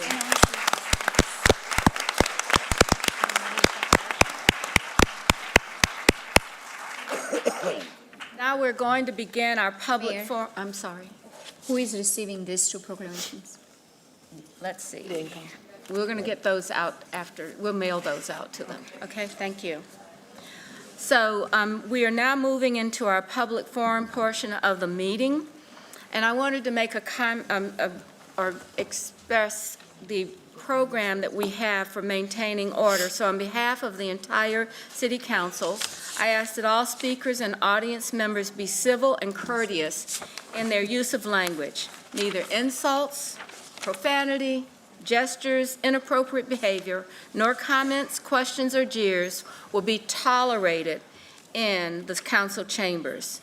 Speakers are encouraged to address council and not necessarily speak to the audience members. Likewise, the audience members should not jeer, applaud, or interrupt speakers. All attenders should be polite, respectful, and listen to each other so everyone can be heard. Thank you for your presence and your interest, and thank you for allowing us to have this opportunity to speak with everyone. So we are now going to begin with our speakers list, and our first, let me give you a little bit about the speaking. We will have the list of speakers that have been signed up by the clerk. They will have 2 minutes for their remarks, and then following that, we will have no more than 15 speakers in the lineup so that we can have those folks come down. I will call 2 people at a time because we have a podium on both sides of the dais. And so the first speaker that we have is Carrie Kamut. And the second speaker is Katie Ferraralio. This is really not very good for me tonight. It's just like a tongue twister for me. So could you introduce yourself, because I will make sure that everyone knows who you are, and you have 2 minutes to speak. Very good, thank you. Good evening, my name is Carrie Clummett. I live in the Browns Ferry neighborhood for over 10 years. And I also serve as a leader with Halfway There Rescue. Every day, our volunteers step into situations that many would find unbearable.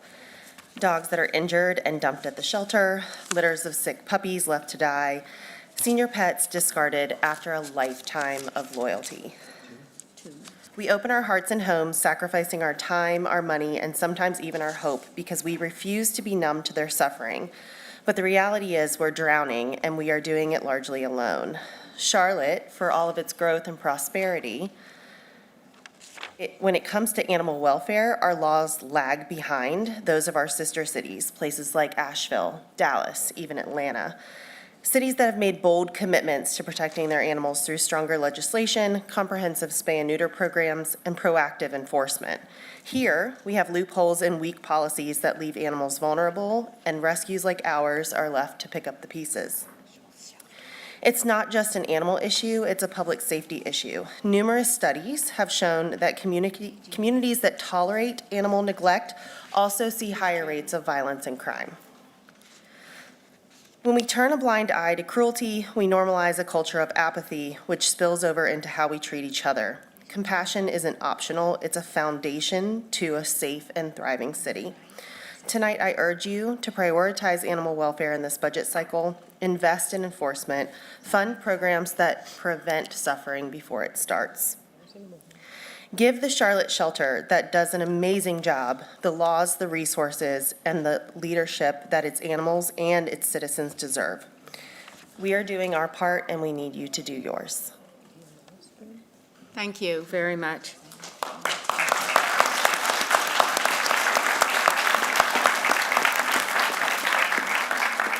Katie, thank you for allowing me to really not be able to recognize your last name as I could say it. It's okay, it's Ferrioli. Thank you. You have 2 minutes. Thank you.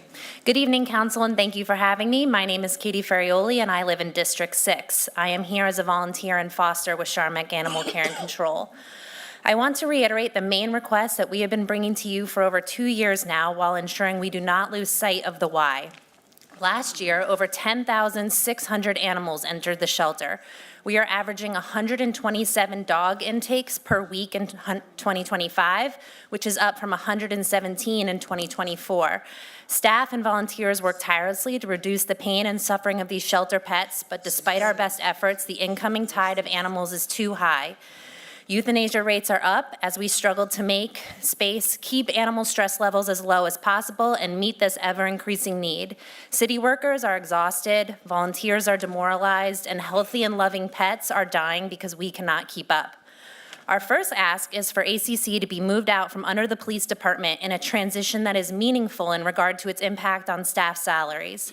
In order to ensure adequate shelter staffing, employee positions and titles must accurately reflect the difficult work they do to be comparable to other cities the size of Charlotte. Additionally, moving the department out from under CMPD will allow for an easier volunteer application process, as well as a direct line from the shelter to the city manager, shelter director to the city manager.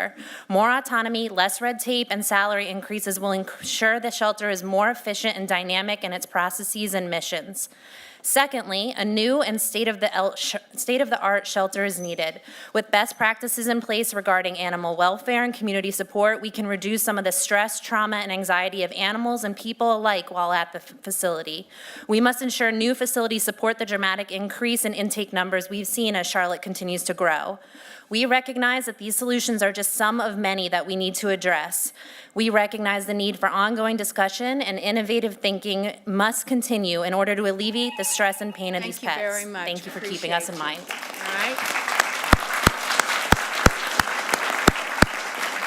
right. Our next 2 speakers are Christian Lasprilla and Jason Sherrill. Thank you, close enough, right? Thank you very much. If you'll come down, both of you. Thank you.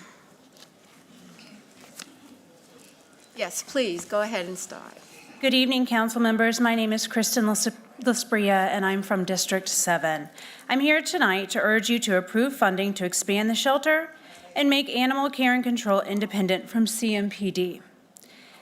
In just the first few months of 2025, foster families like mine have received more than 25 emails and urgent pleas from ACC, desperate calls to save animals who aren't coping well in the shelter environment and often have days left before euthanasia.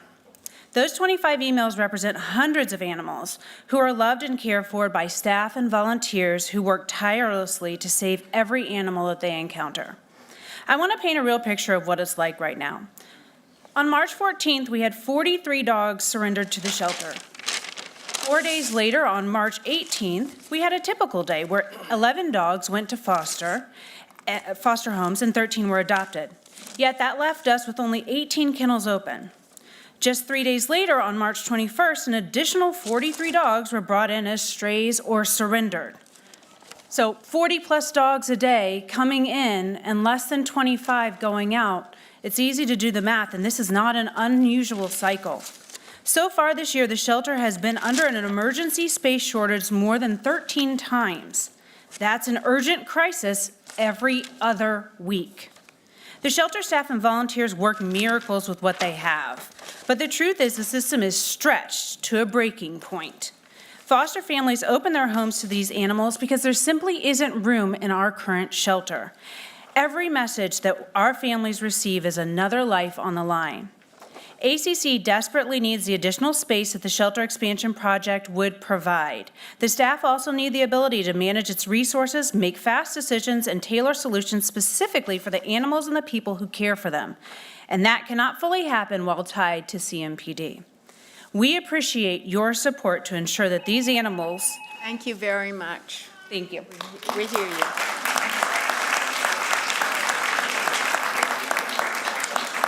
Please begin, 2 minutes. Thank you. Good evening, Charlotte leaders. My name is Jason Swarzynski, and I've had the privilege of calling Charlotte my home for nearly 9 years now. Tonight, I'm here to advocate for moving animal control out from the CMPD umbrella and to request additional funding for animal control. The data is clear. As cities grow, the increased support that for animal welfare services is needed. More people means more animals and more that animal control must manage and house. To illustrate my point on this urgent issue, as Charlotte has continued to grow between 2020 and 2024, the intake of animals grew by an average of 7.5% annually. Based off the first quarter of 2025, we're on track to see more than a 17% increase in the number of animals taken in compared to 2024. The last time kennel space was added to Charlotte's animal control system was 1993, more than 3 decades ago. Since then, the city's population has grown 114%, yet not one single permanent additional kennel has been added to this rising demand. The funding allocated for animal control has failed to keep up with the pace of the city's rapid growth. Here's another sobering fact. Without outside donations, the animal control would only have the resources to house animals that it's legally required to for 4 months out of the year. Currently, only approximately 2/3 of the dogs under the Charlotte Animal Control System are not even housed in one of their facilities. They're in foster's homes. No other municipality in the country operates with this ratio of foster dogs. This speaks volumes about the commitment that Charlotte residents have shown to prevent euthanasia. The question now is will you as leaders do the same? Euthanasia cannot be the answer, and unfortunately it has been far too often. The handout that you guys have been given is about a dog that myself and my partner are currently fostering named Farah. Recently, she had surgery to remove her leg. Thank you very much. We still have your pamphlet, and we Thank you. have the photo in the back. And Farah? Thank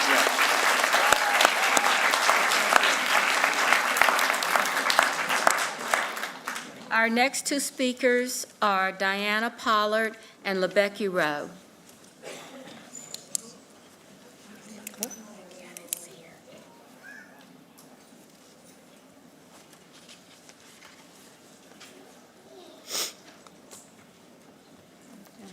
Good to see you again.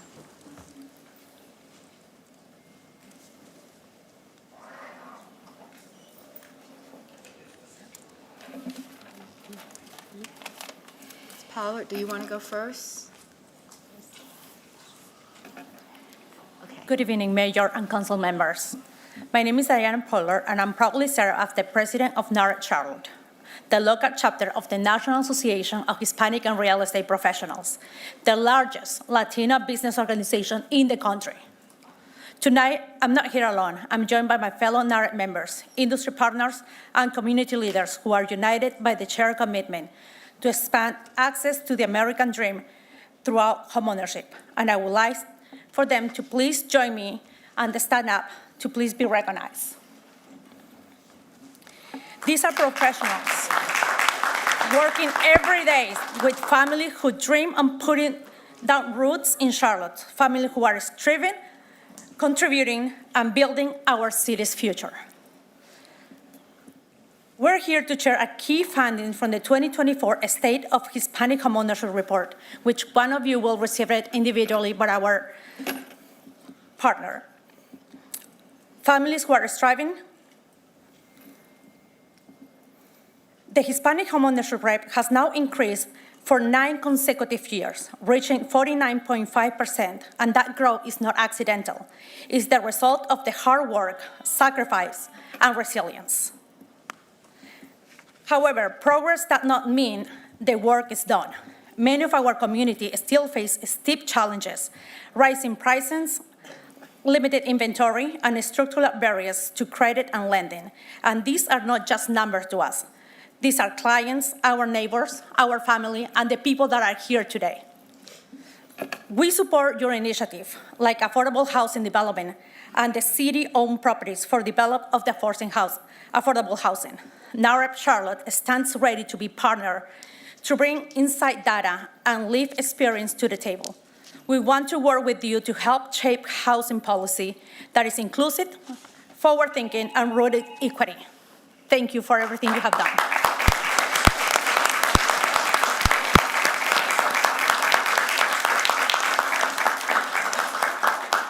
Thank you. If you have 2 minutes. Good evening, Mayor Lyles and City Council members. My name is LeBecky Rowe. I am the founder and executive director of Let's Talk About It, the Autism Center. But more importantly, I am a parent, an advocate, and a voice for thousands of families in Charlotte living with autism. Autism is not a disability, it is a different ability. When my son was diagnosed with autism, the rate was 1 in 179. Today, it's 1 in 131. Yet resources, especially for adults, have not kept pace. Look around this room. Autism has no look. Statistically, at least 2 people here are on the spectrum. Even more are undiagnosed, and countless families are walking this journey, often feeling unseen. Let that sink in. In Mecklenburg County alone, more than 10,000 individuals are on the spectrum. Over 80% of adults are unemployed because they can't. It's not that they can't work, but it's because they haven't been given the opportunity. Charlotte has an incredible chance to lead in inclusion, to show the nation what's possible when we invest in training and community programs that welcome neurodivergent people. Over the last 20 years, I have worked with CMS, United Way, and Mecklenburg County's Crisis Intervention Team. I've seen Charlotte's heart, and I know what we are capable of. I ask you tonight not only to support these efforts, but to allow Let's Talk About It, the Autism Center, to be at the table as part of this important conversation. Together, we can build a city where every ability is valued, every voice is heard, and no one is left behind.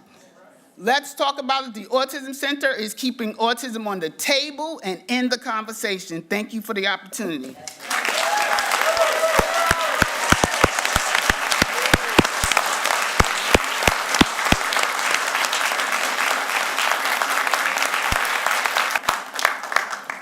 Our next 2 speakers are Lavisha Cummings and Timothy Lowe II.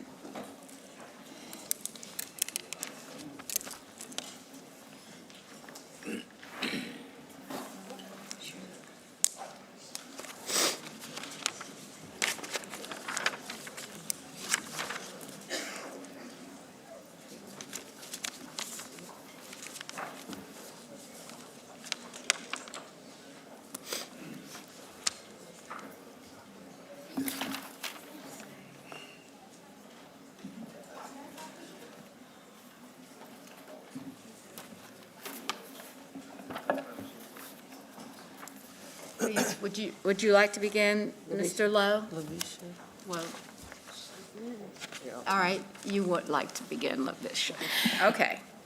Good evening, Mayor Vilao, City Council, all present tonight. I am Dr. Lavisha Cummings, Vice President of Youth Advocate Programs, YAP.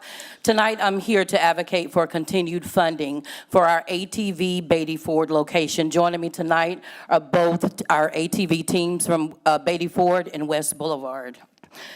In 2021, 2 years after partnering with Mecklenburg County, YAP also became the City of Charlotte and Mecklenburg County's first ATV partner, launching our Beatty Ford Road work and later helping to develop programs to expand in West Boulevard and Remont Road in 2023. Our YAP route model, which also used in our Mecklenburg County Youth Justice Program, helps program participants to see and nurture their strengths and connect them and their parents with needed resources to help them put their lives on a positive track. The YAP Beatty Ford Road ATV team does what YAP has done nationally for over 50 years, but with a slightly different approach. Across the country and here in Mecklenburg County, YAP contracts with communities to hire neighborhood-based experts to deliver individualized services to young people in trouble or crisis as alternatives to having them placed in correctional or care facilities.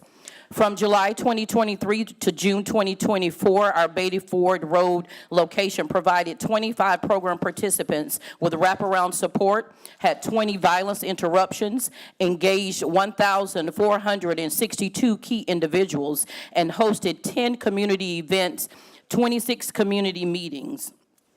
I want to thank the mayor, the city council, Mecklenburg County, the Green Light Fund, Wells Fargo, the Just Trust, and Everytown, and all of our partners for continuing to support this initiative. ATV is the national public safety model, and we hope that we're able to continue to support Charlotte and Mecklenburg County. Thank you very much for your time.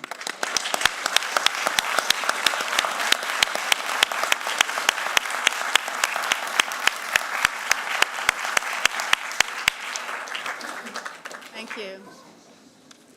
Greetings. My name is Timothy Lowe II. I am a wheelchair agent at the Charlotte Airport, and just a few months ago, I was living in a storage unit. You might have heard my story back in November, and sadly, much not has changed since then.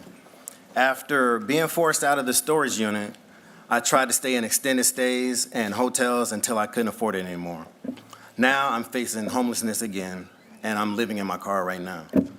How is it that I'm responsible for helping elderly passengers and people with disabilities navigate the airport safely and securely, yet the company that employs me doesn't think that I deserve a living wage?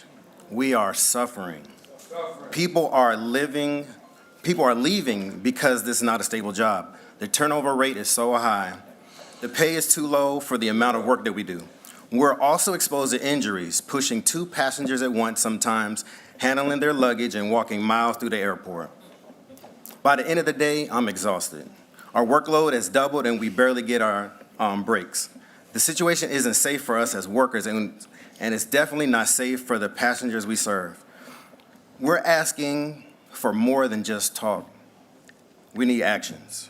We're asking you, City Council, to recognize the value we bring, not just in words, but in fair wages, proper staffing, and safe, dignified working conditions. We submitted a letter today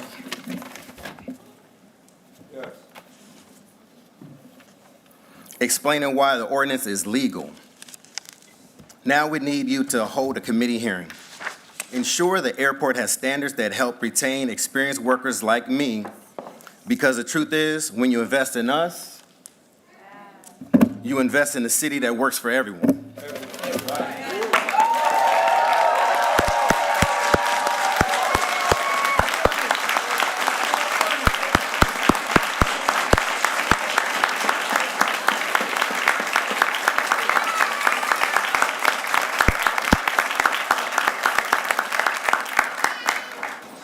Our next speaker is Denisha Branch and Dorothy Griffin.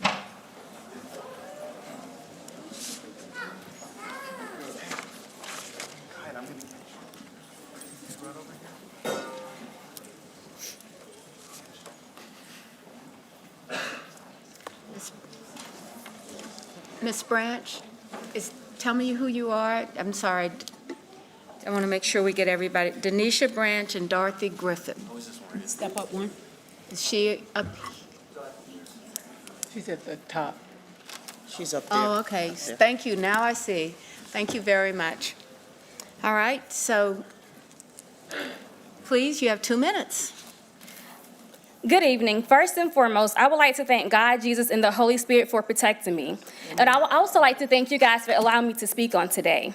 My name is Denisha Branch, a native of Rayford, North Carolina, who made Charlotte my place of residency over 14 years ago.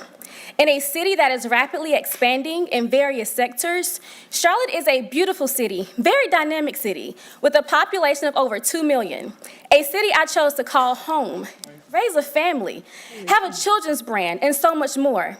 On May 13th, 2023, I spoke at Mayor Pro Tem Braxton Winston's town hall meeting held at the Imaginon Library about hope. Hope that as a community, we would come together as one and show the world that Charlotte is attractive, not only due to its economic prospects, southern charm, sports team, and diversity, but it's a city where council members diligently work to give hope to the hopeless, opportunities for the underprivileged, a home to the homeless, a voice to those that have been silenced, and hope to all that experience this vibrant city. It's now April 28, 2025, and I'm speaking about hope from a different spectrum. On July 17, 2023, I was wrongfully shot by CMPD while in my home with my then 8-year-old daughter. This incident changed the facets of my life in many ways. The lucrative financial stability I once knew was snatched away. Daily mommy-daughter time was snatched away. Our home and the life we were building were all snatched away. Where's the hope that I once saw in this vibrant city? As a person who has now experienced homelessness and living in my vehicle and rejection from resources that's designed to help those in need, where is the hope? Where's the hope when you email the mayor and city council members, but no one acknowledges it in the city you once saw as a beacon of light has turned into a beacon of darkness? In a city forever changing, let's be a city of light, a city that builds hope again. Ms. Branch, thank you. Ms. Branch?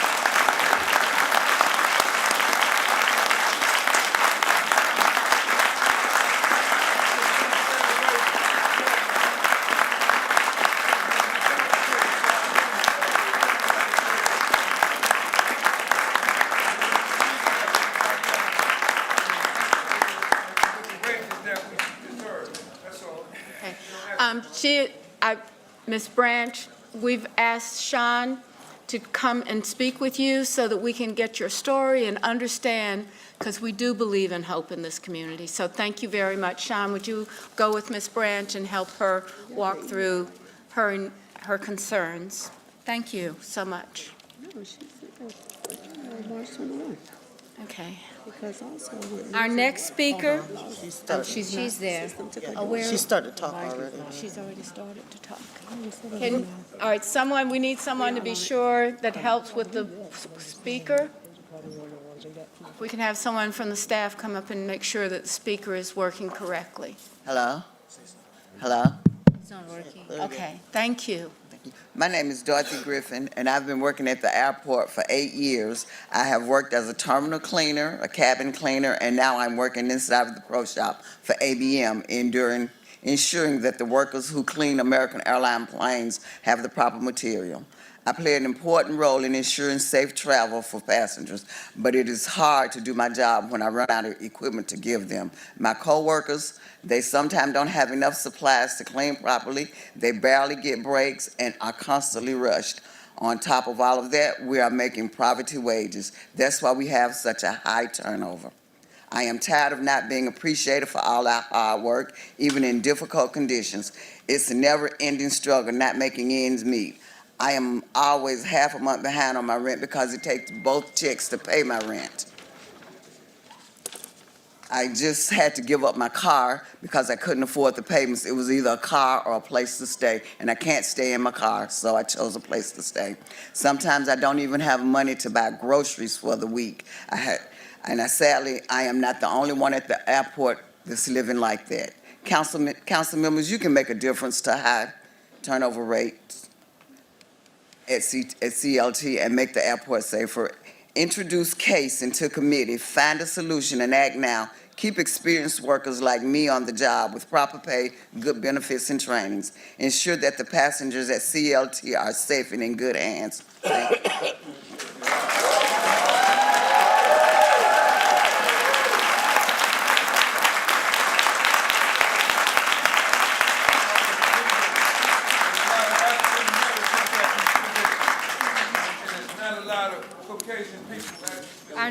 Our next speakers are June Blotnick and Justine Lamogola. Thank you.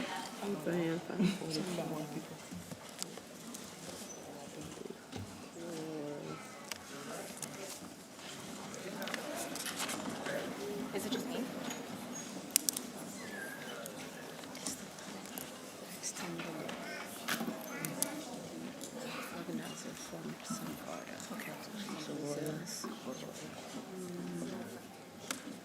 Please. Okay. I'm June Blotnick. I'm co-founder of the Charlotte-Mecklenburg Climate Leaders, a broad coalition of 15 environmental and health-related organizations, including Charlotte Heat Mappers. While the city continues to make progress reducing greenhouse gas emissions, the dangerous impacts of our quickly warming planet threaten many lives in the Queen City. We strongly support the People's Budget request related to the proposed new code requirement for air conditioning. Specifically, we ask the city to fund a pilot program providing $2 million for energy-efficient air conditioning units for 400 rental apartments. Dr. Aaron Levy of Wake Forest University School of Medicine here in Charlotte shared his concern with me about this yesterday. Quote, with the increasing trend of extreme heat, the health of our community faces increased risk for heat-related illness, including heat stroke. Especially vulnerable populations include infants and young children, the elderly, pregnant women, outdoor workers, and athletes, people with chronic medical conditions, low-income populations, and marginalized racial and ethnic groups. Air conditioning can reduce the risk of heat-related illness and mortality. For example, infants can have difficulty regulating their body temperature, and exposure to extreme heat puts them at greater risk for health effects than the general population. Installing energy-efficient air conditioning units is an important preventative measure to reduce the risk of heat-related illness, especially for these vulnerable populations. Air conditioning equals climate justice. Thank you. Thank you.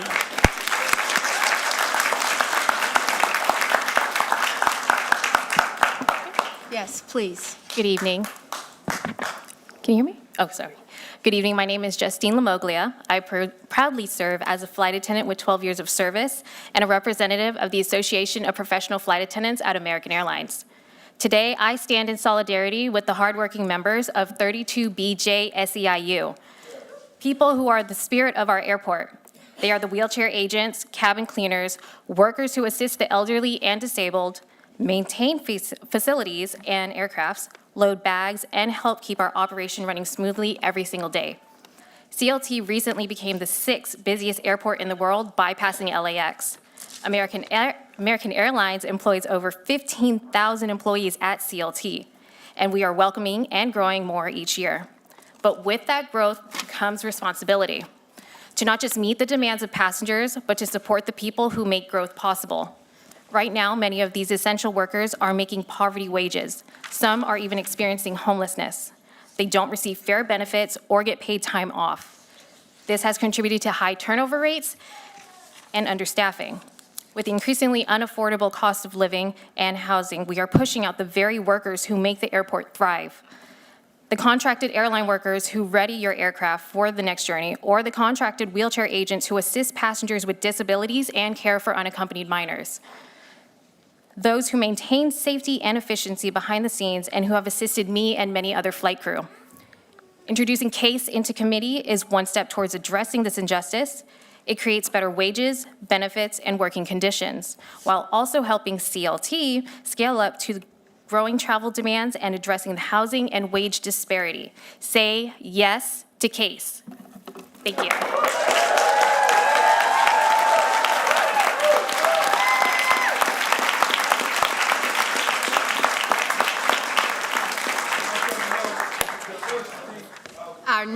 Our next speakers are Dave Molinaro and Susie Canali.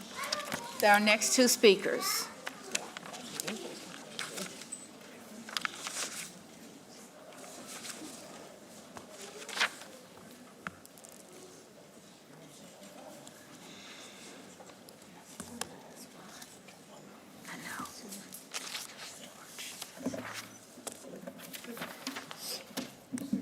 Canali, or who would like to go first?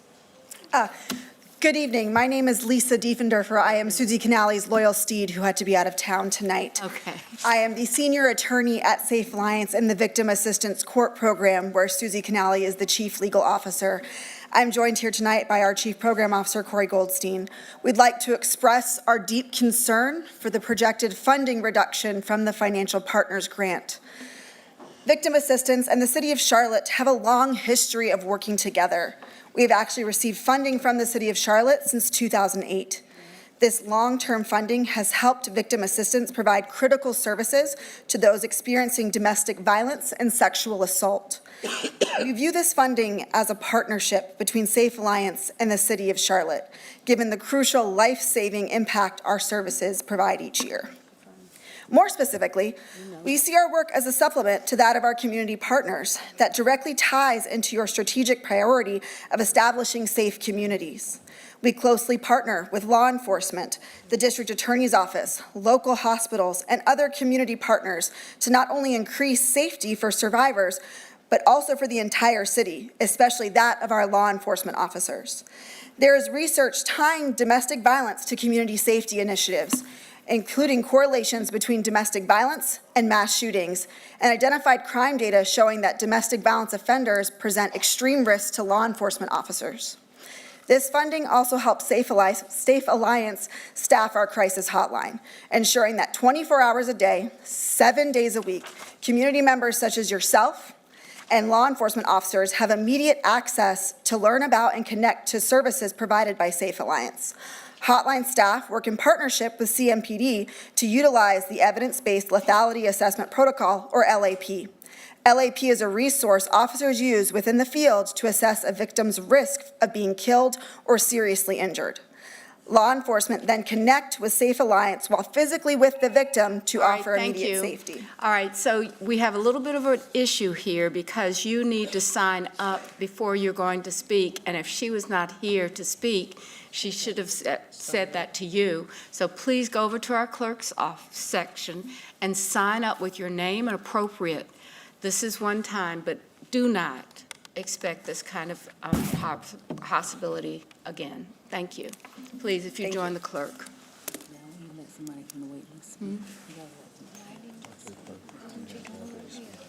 I don't think there's any of us here that she doesn't. What about? Mr. Molinaro, you can Am I on? Yes. Please. Dave Molinaro, leader, Mason Wallace Park Advocates, here speaking on behalf of trees. Trees are steadfast guardians of shade on scorching days, are architects of fresh and clean air, and upon occasion, the quiet listeners to our personal woes.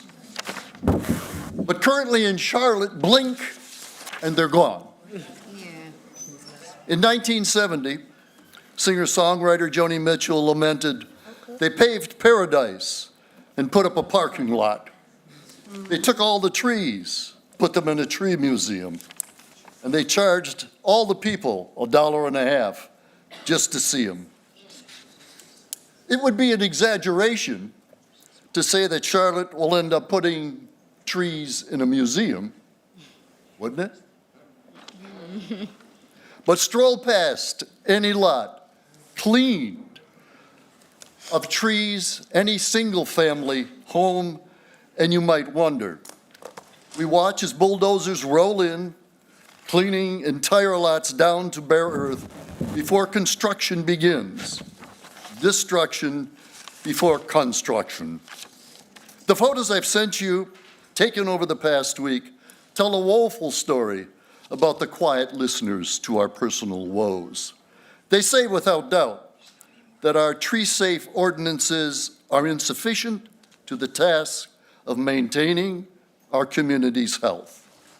Our trees are not safe, therefore, nor are we. I ask that you revisit our tree safety ordinances. For example, if a builder strips a lot of trees, that builder is asked only to replace one 8-foot tree per 50 square feet of lot. Thank you very Thank you. much. Thank you.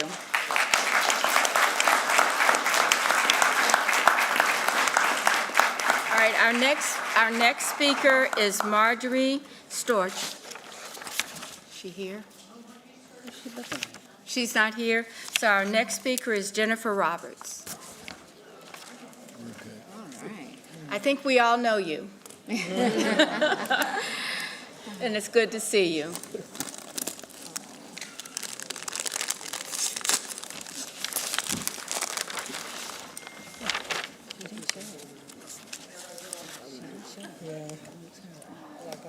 Good to see you, my former colleagues. Glad to be here. I am here as one who started the city on its clean energy path and zero carbon goals, called the CAP, when I was mayor. And I'm also on behalf of the Charlotte-Mecklenburg Climate Leaders, which I co-founded and represents dozens of nonprofits and advocates for sustainability, clean energy, and climate solutions. Thank you for the dashboard for the CAP, which measures our greenhouse gas reductions, fleet updates, clean energy. It's great. I've got 3 things for you tonight. Continue to support the CAP. You're going to be voting on the CAP Plus later in May, and this is great because it's changing the goals to reduce community-wide greenhouse gas emissions 72% by 2035 and reach net zero by 2050. That's a new stretch goal. It's awesome. You're going to vote on 600 megawatts of distributed renewable energy to be installed by 2035.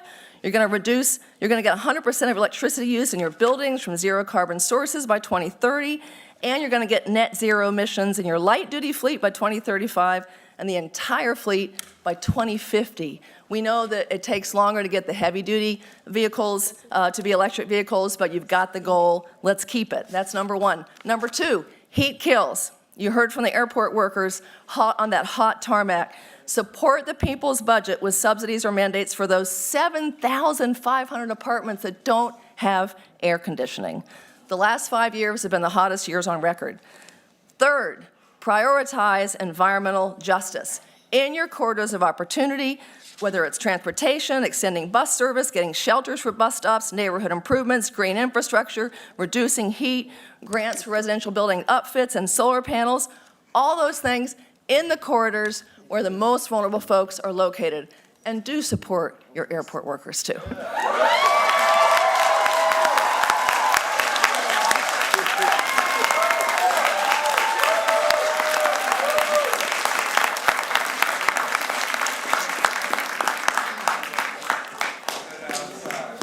Thank you, everyone, for being patient and listening and hearing and seeing the people in this community that spoke tonight. We do this on a regular basis, so if you didn't get a chance to speak tonight, please come back again. So with that, we are going to begin with our public hearings, and that's item 10 on our agenda. It's a public hearing and decision on Dixie River Road Firehouse number 44, voluntary annexation. I'm sorry. He's not going to address. Never mind. The attorney was going to address. The ordinance we talked about. That's it's not while they were here he could respond, but it's okay. That's no data. Okay. I thought you were talking about our attorney, but we're going to do that. Okay, that's fine. Okay. I mean, we don't have anybody that's opening. Okay.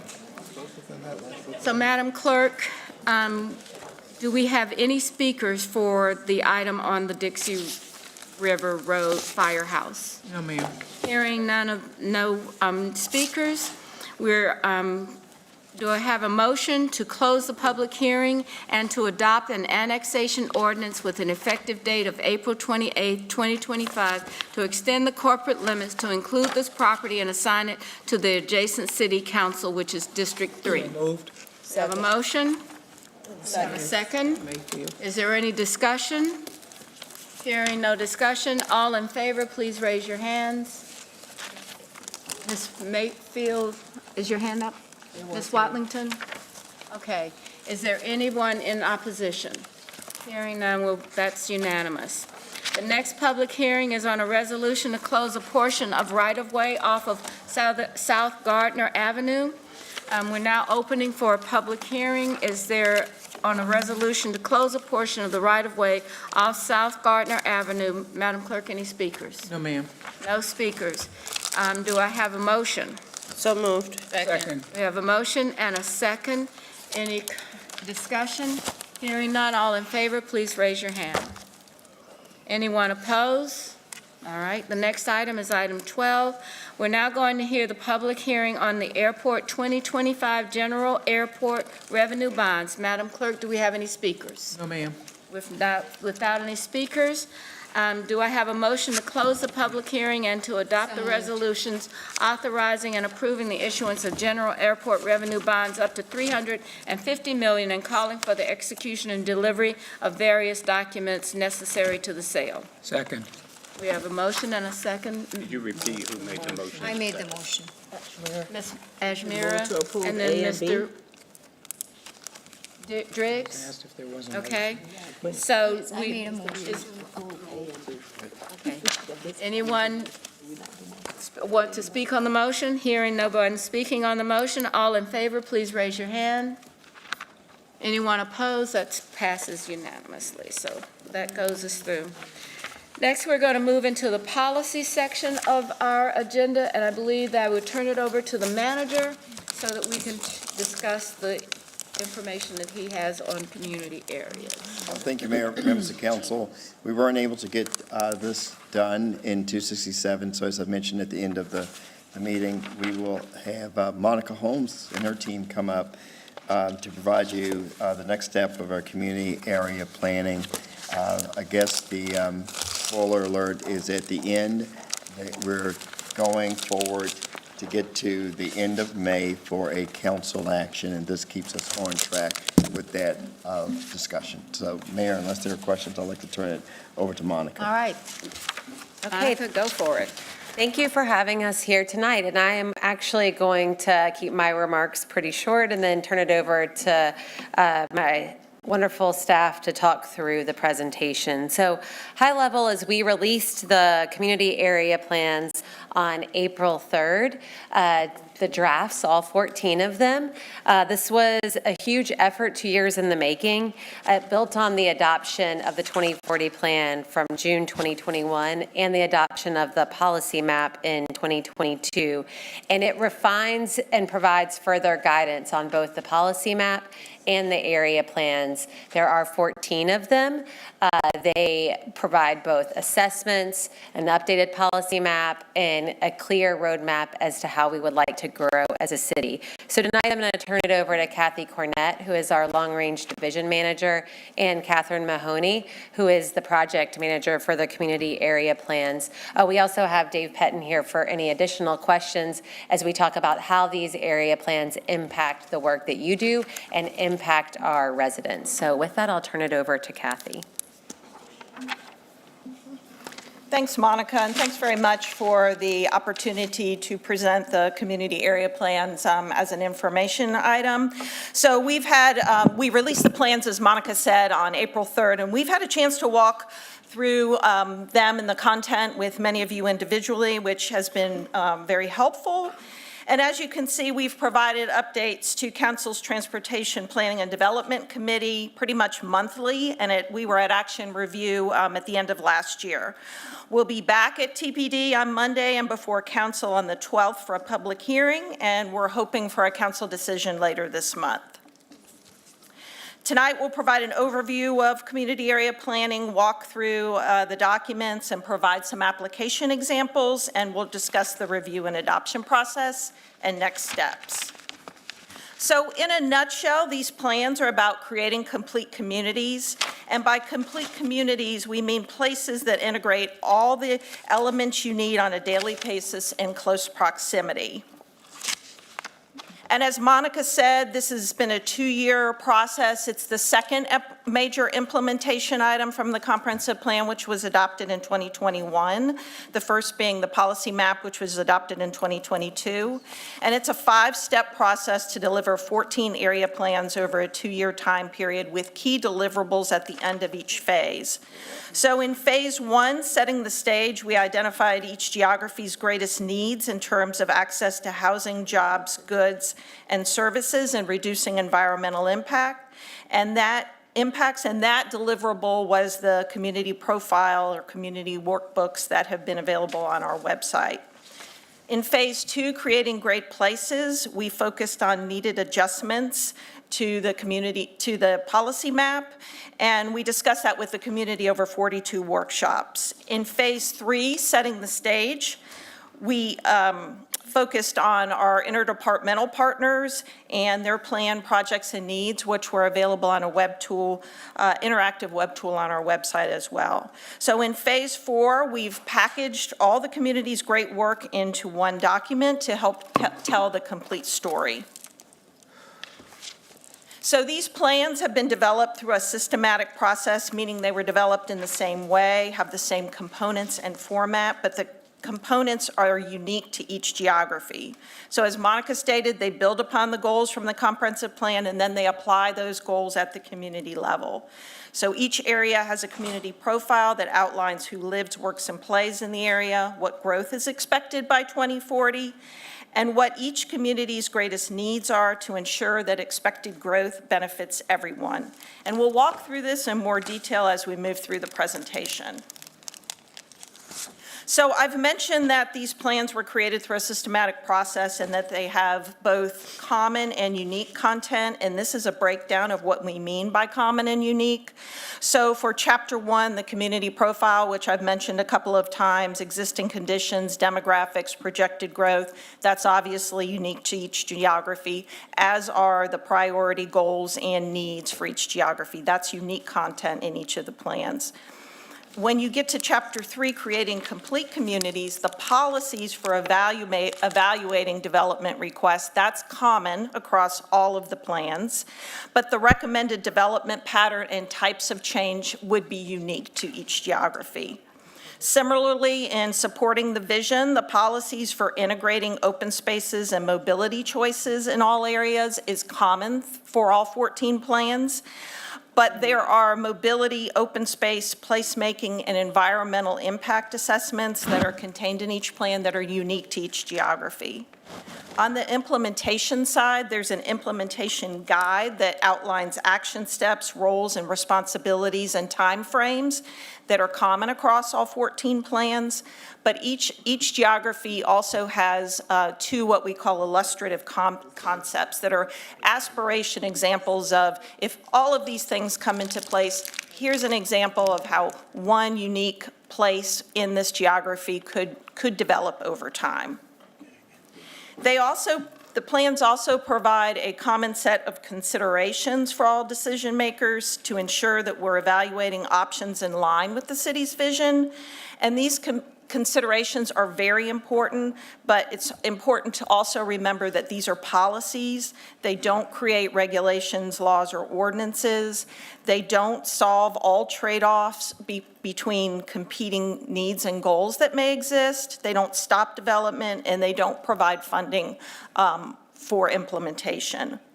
So the rezoning process and the capital investment process are two of the most familiar ways that you'll see the area plans applied, and I'll turn it over to Catherine in just a minute to walk through a couple of examples of those things. So we know that plans are implemented in multiple ways, and those ways involve both the private sector and the public sector.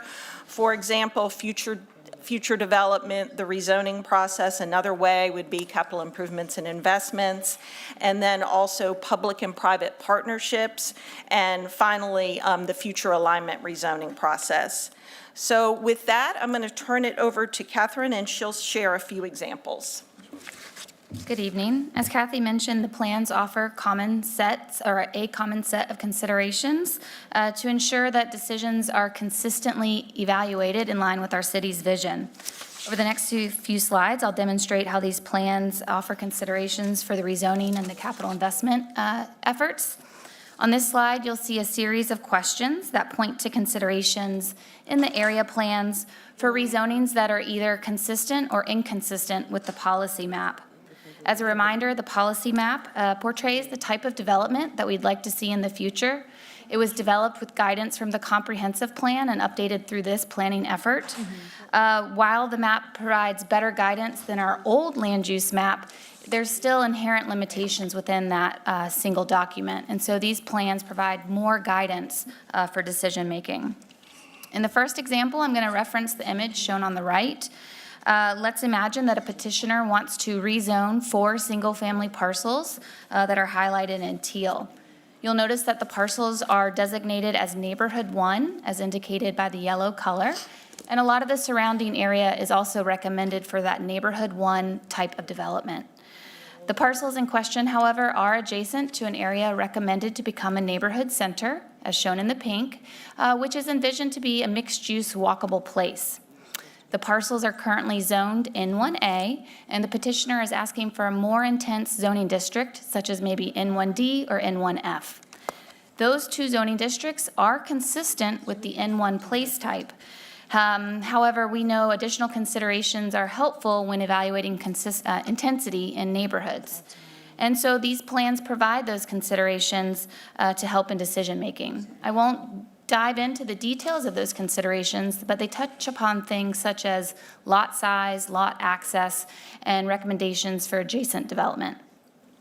For rezoning petitions that are inconsistent, the area plans start by offering guidance about the community's greatest needs and goals, as Kathy mentioned. They also outline criteria that, if met, would essentially qualify a request as being compatible with our policy map and in line with our growth strategy. Again, I won't go into the details, but they touch upon things such as lot size, access, and adjacency. Finally, the plans outline mobility choices and open space needs, as well as design expectations to ensure that all future development is helping to provide those important elements that create complete communities. The next example is an example of capital investments and how the plans can help inform mobility improvements. I'll note that these plans were developed in coordination with our partners, and so the recommendations within them are consistent with the priorities and recent efforts of departments such as CDOT and CATS.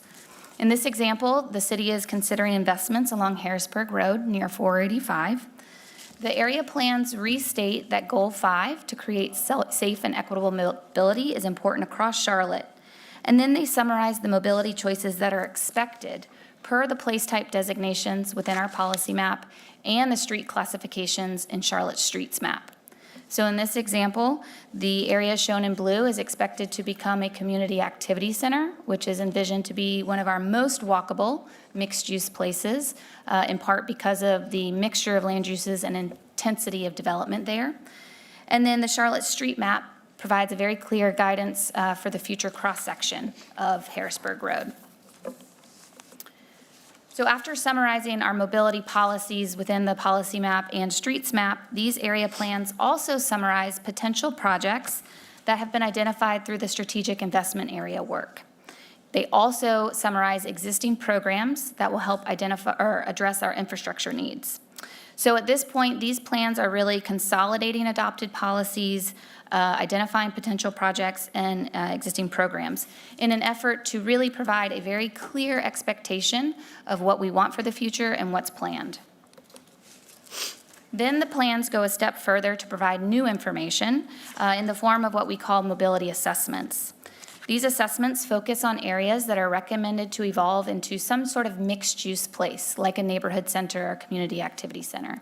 And the reason why the assessments focus on those types of places is because they're expected to see the most change and accommodate the most growth over time. So these assessments are expected to help inform both private and public investments. In this example, I'm moving from Harrisburg Road over to the south inner geography and looking at the intersection of Park Road and Ideal Way. You can see by the pink, the area is recommended to become a neighborhood center, which is a mixed-use walkable place. And the assessment essentially evaluates how well our current mobility network is meeting our aspirations for the future. So for example, how is the pedestrian network functioning? Are there enough crossings, et cetera? And the expectation is that this information becomes a data point, say for a developer putting together a project proposal, or for a program, an existing mobility program that is in need of prioritizing projects for its dollars. I'll mention that this example, it's outside of a strategic investment area, but if it was, it would function in the same way. It would become a data point to help prioritize those potential projects that have been identified. So with that, I'll turn it back to Kathy. Thanks, Catherine. So we know that planning is an iterative process and it requires a layered approach. So the comprehensive plan does lay out that approach for us, with the comprehensive plan being the umbrella document that really guides all of the other documents and all the other planning work that we do in Charlotte. The second layer under the comprehensive plan would be strategic and action plans, and you've seen some examples of those with the strategic mobility plan and the strategic energy action plan. The third layer being community area plans, which we're talking about tonight. And then the fourth being specific plans, which are more targeted in their considerations, smaller geographies, and really more implementation focused. So that is another tool in our toolbox as we move and continue the great planning work that we're doing in Charlotte. There are a variety of ways to comment on the plans in keeping with our constant coordinated and collaborative approach that we've had throughout the process. So there's a virtual open house that's available 24/7. The draft plans are also online, and they include a comment feature where you can comment online, and you can also see comments that other folks have made and even vote them up and down if you like.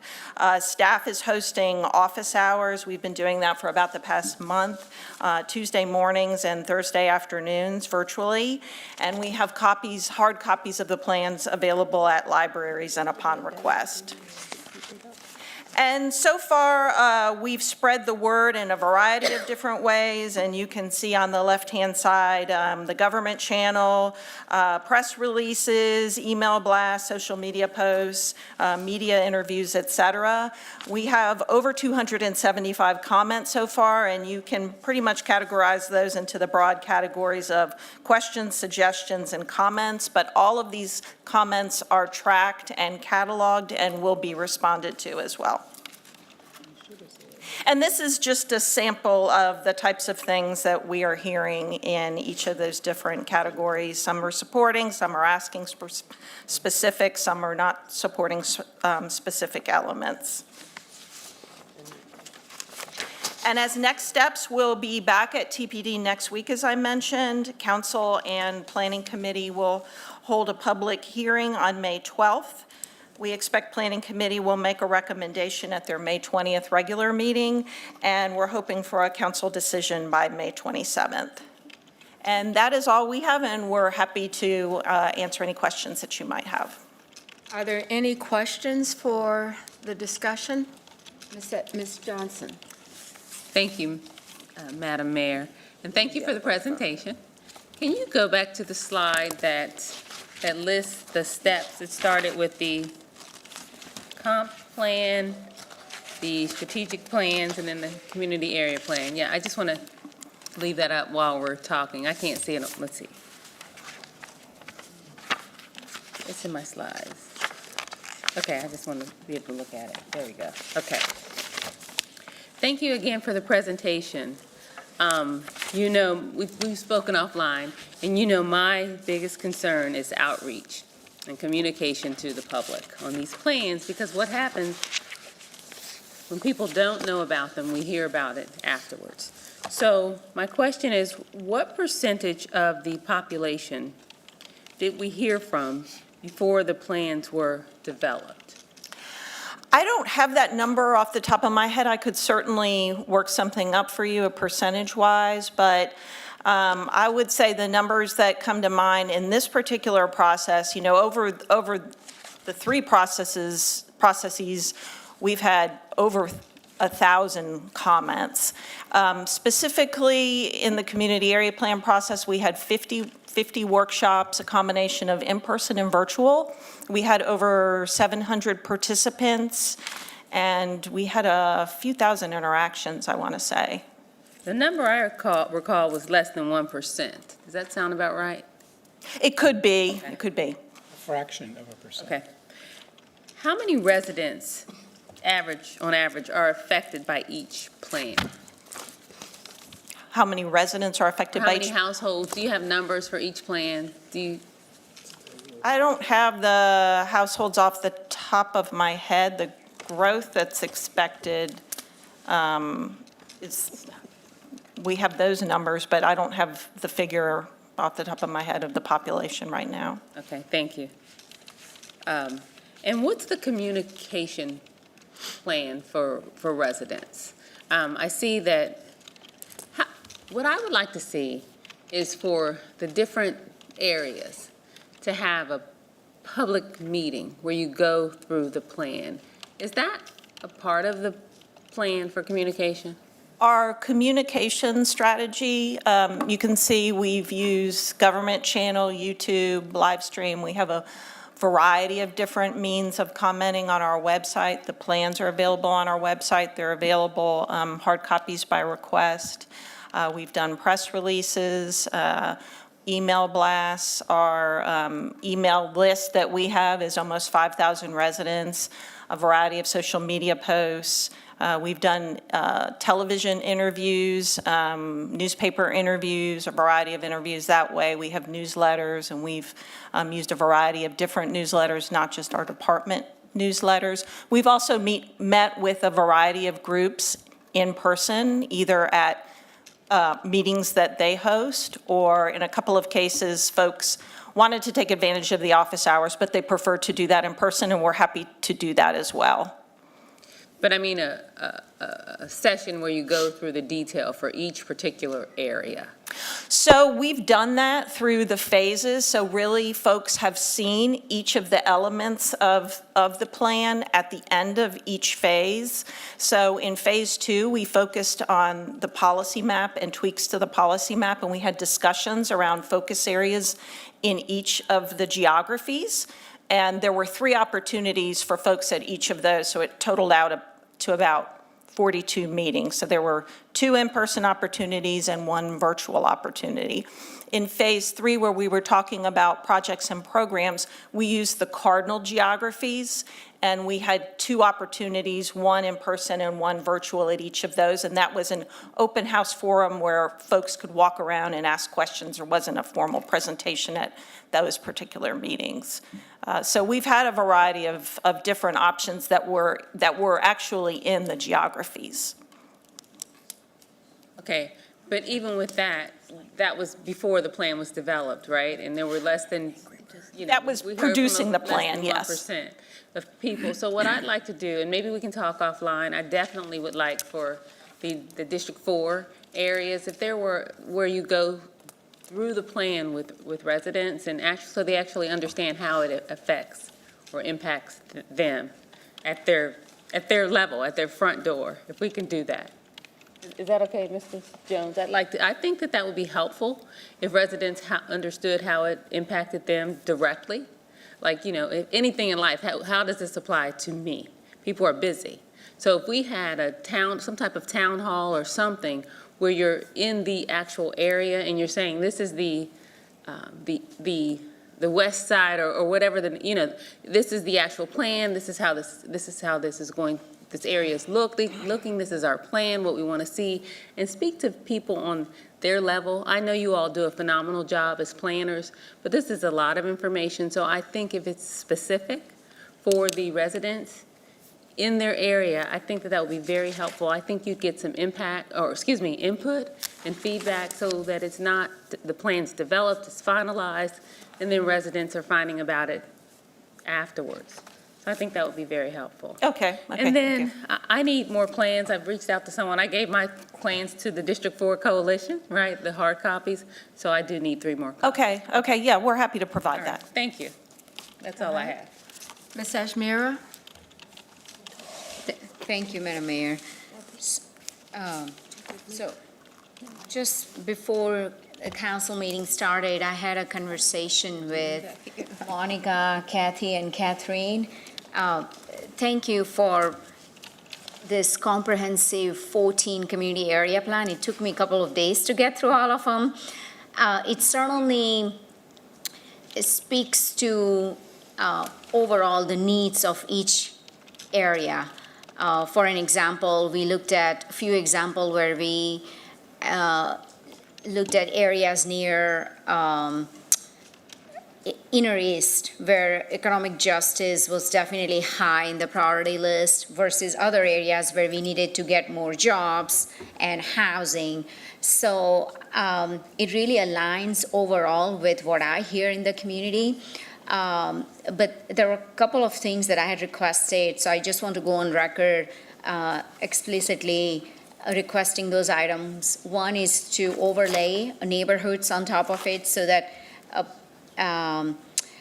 area plans are pretty clear. And to Councilmember Johnson's point, also highlight on the map rather than just in the text where we are looking at significant changes, right? So to Councilmember Johnson's point, when we are looking at 14 community area plans, residents are going to look at the one that they live in, right? So if in the map, if we are showing where there would be significant growth, whether it's mixed use or whether it's community activity center, people can understand that this is where it will be more walkable, or this is where our future investment dollars will go towards to make it more pedestrian friendly. And I think in our conversation, I gave you an example where you have been highlighting that W.T. Harrison Plaza, where we are looking at it more pedestrian-friendly environment, going from drive-throughs to pedestrian-friendly. It will change significantly. So I think highlighting that on the map would certainly go a step further than just putting it in a text. So those two items. Lastly, I appreciate how you can go to each community area plan on the website and you have a comment section where you can actually point to certain segments and say, hey, this is where I need clarification, or this is, it wouldn't fit here, it would fit somewhere else. I would be interested in seeing how many comments are actually making to the final plan, right? Because I hear from community, yes, we can submit comments, but how do you actually take that into consideration, right? So I think I would like to see, obviously, we're not going to be able to put everything that's in the comment into the plan, but what is the translation rate we are looking at? So if you're seeing one comment over and over and over again, are we really seeing that being translated into a plan? So ultimately, that's what I'm looking at. So if we can somehow, before, on the slide, if we can look at the adoption schedule. Okay, so, so the decision is on the 27th. If we can get at least this comment and how many of these comments finally made it to the plan and what did not make it to the plan, and here is the reason why. If we can get that at least a week or 10 days in advance, that would be very helpful. Yeah, I'm so glad you mentioned that, because you will see all of the comments and how staff has responded to them. So we do have a plan to do that, and you will see all of that, yes. Yeah, definitely. well, great job with community area plan.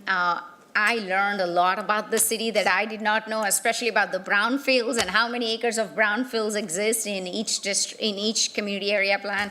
So it was really a learning experience for me. It's certainly, it's a great way to learn about everything about the city in terms of zoning and area plans. So great job, Monica and your team. Thank you. All right, thank you. I believe I had next Mr. Driggs. Thank you, Mayor. So as chair of the committee, of course, I've been following this pretty closely. And I appreciate, Councilmember Johnson, your points and the concerns. I'll just reiterate what I've said a number of times, and that is that the great majority of the public does not have the time or the inclination to study this in such a way as to have an informed opinion.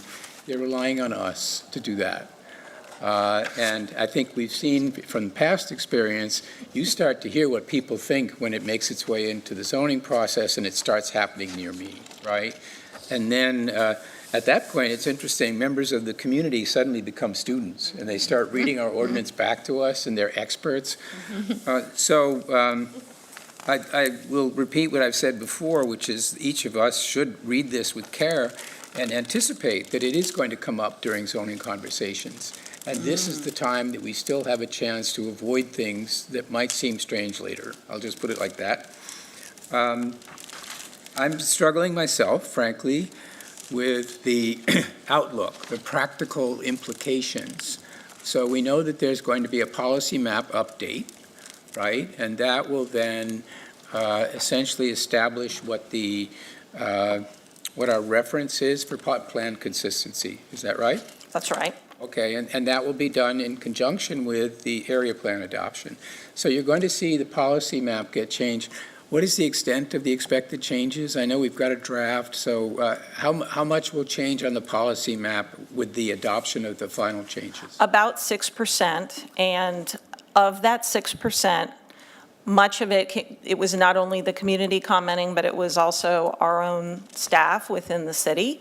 So probably more of it came from our own staff's adjustments, but there was a total of a 6% change, and you can right now online look at the adopted policy map from 2022 and the proposed revised policy map, and the changes are outlined in yellow.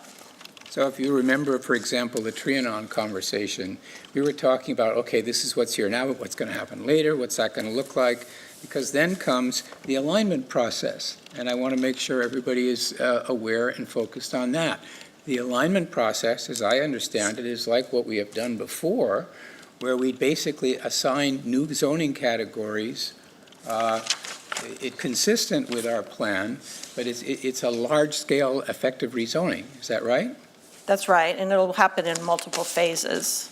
So that will define what you can do by right at each location. In many instances, different from now.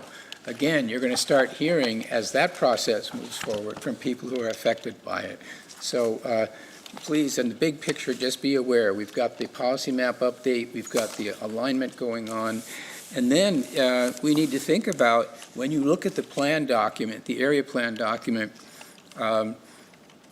how does that enter into our zoning decision process? So especially if you're one of us district people, you're kind of looking at a staff recommendation, and there are explanations in the staff recommendation. Are they going to be informed by the area plan? The area plan does not modify the UDO, right? The UDO is still the same. It's just an application guide. Is that a fair characterization? We're working closely with the entitlement services staff to incorporate how you will see the area plans and the examples that Catherine described into the rezoning staff analysis that you receive. So I will just say that for now. I expect there are going to be a lot more conversations about it. We have to wait for Dave now. Oh, Dave, go ahead. Dave is here. How you doing, everybody? I think Kathy did a great job answering that. But yeah, to clarify just a few things, we will start to use those area plans after adoption as the basis for our consistency statement. So you'll see previously, right now you see, consistent with the 2040 plan.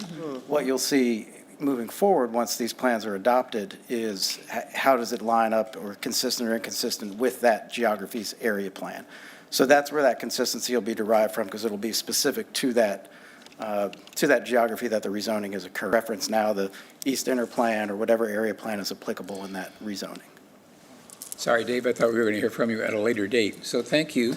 But that means then, when you put the staff recommendation, right, that there could be references in there to the community area plan. Yeah, that's where all those references will come from. Okay. We may still point back to some of the overarching goals of the comprehensive plan as a whole, but the point of these plans is to really boil down to what the needs are for that geography, understand what, the general desired outcomes are and how that request aligns with those. So you'll see a lot more specificity in that based on those 14 area plans. because I think it's fair to say we're still processing Yeah. what we've got. That's a lot. And I look forward to talking to some of my colleagues about work that may still be needed on the plan as it exists today.